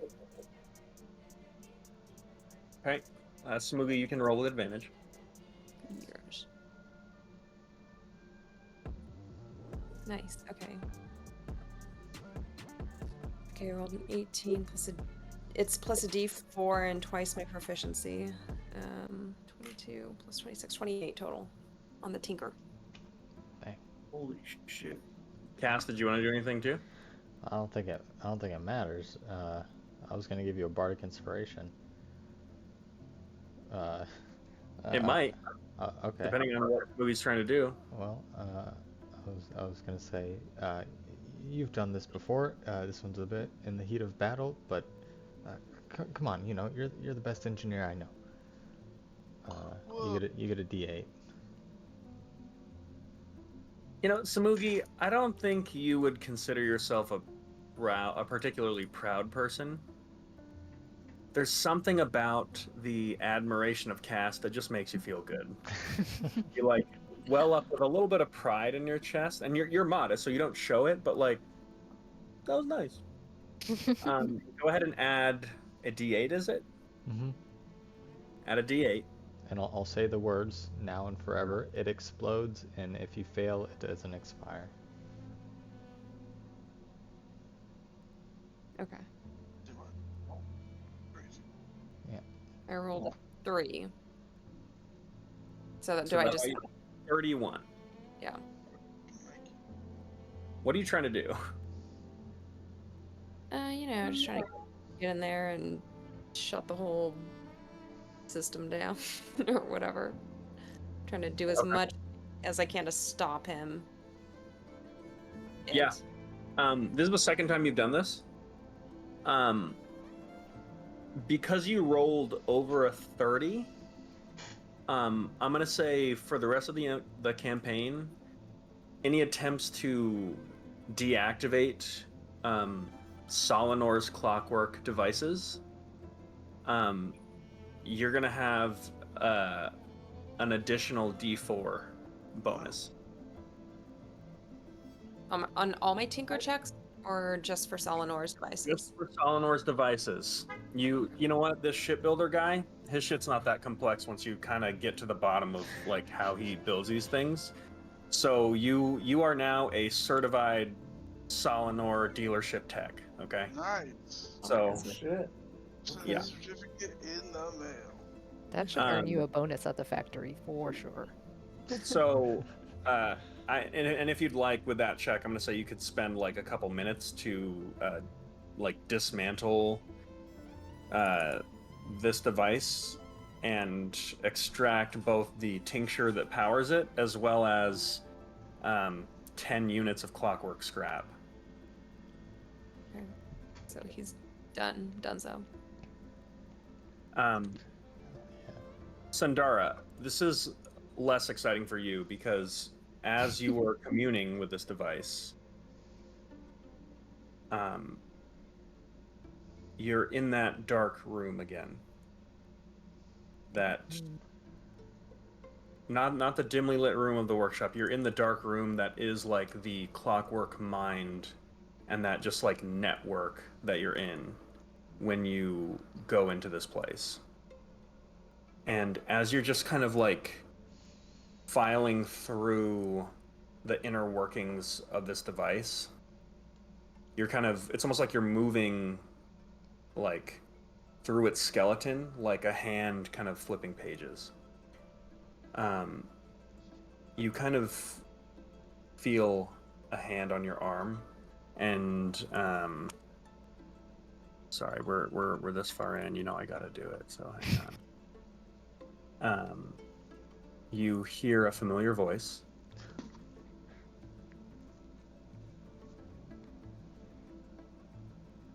No. There. This is what you want. As Solinar points out exactly where to direct your arcane focus as you assist in opening up this device to Samugi. And you still have that kind of echoing in the back of your mind as Samugi is now just like going to town dismantling this thing. Looking around, Varric, you're at the top of this tower still. Yes. You kind of look down over your friends, and there is a moment of just unbroken silence. I mean, am I too big to get in that door? That door's not open on like in the actual, not on the map. There's no Close. way in from the outside. Okay. There's no way into the tower from the outside. They're the bottom floor. Okay.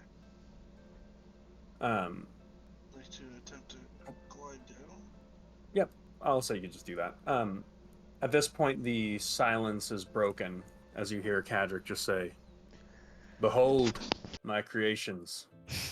Each cog and gear in these automatons represents a doubter, a skeptic, a naysayer who dared to challenge my ambition." I'm gonna go in the front door. Okay.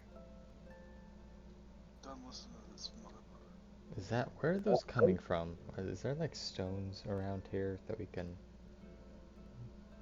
break? Is there anything I can see with detect magic that those Yeah, signals are there's coming specifically a couple sigils that are generating these projections. Oh, I thought it was like an actual, like a hologram. It is, but it's like they're all rooted to a certain sigil. Okay, cool. Are That's they what I on? don't ever want. Can I scuff them?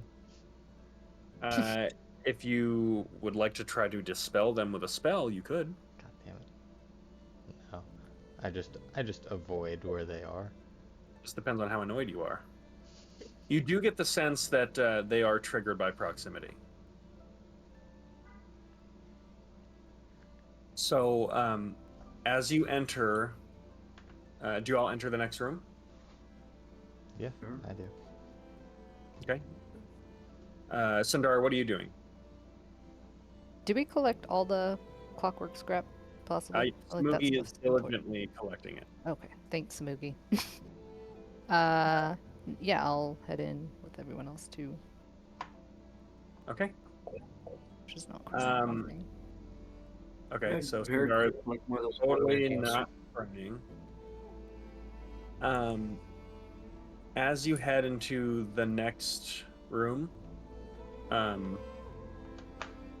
we are going to end the session there. Damn it! I knew it. We will be back to this next week. What the hell is that? What's in the center of that room? Be a dean. I saw that too.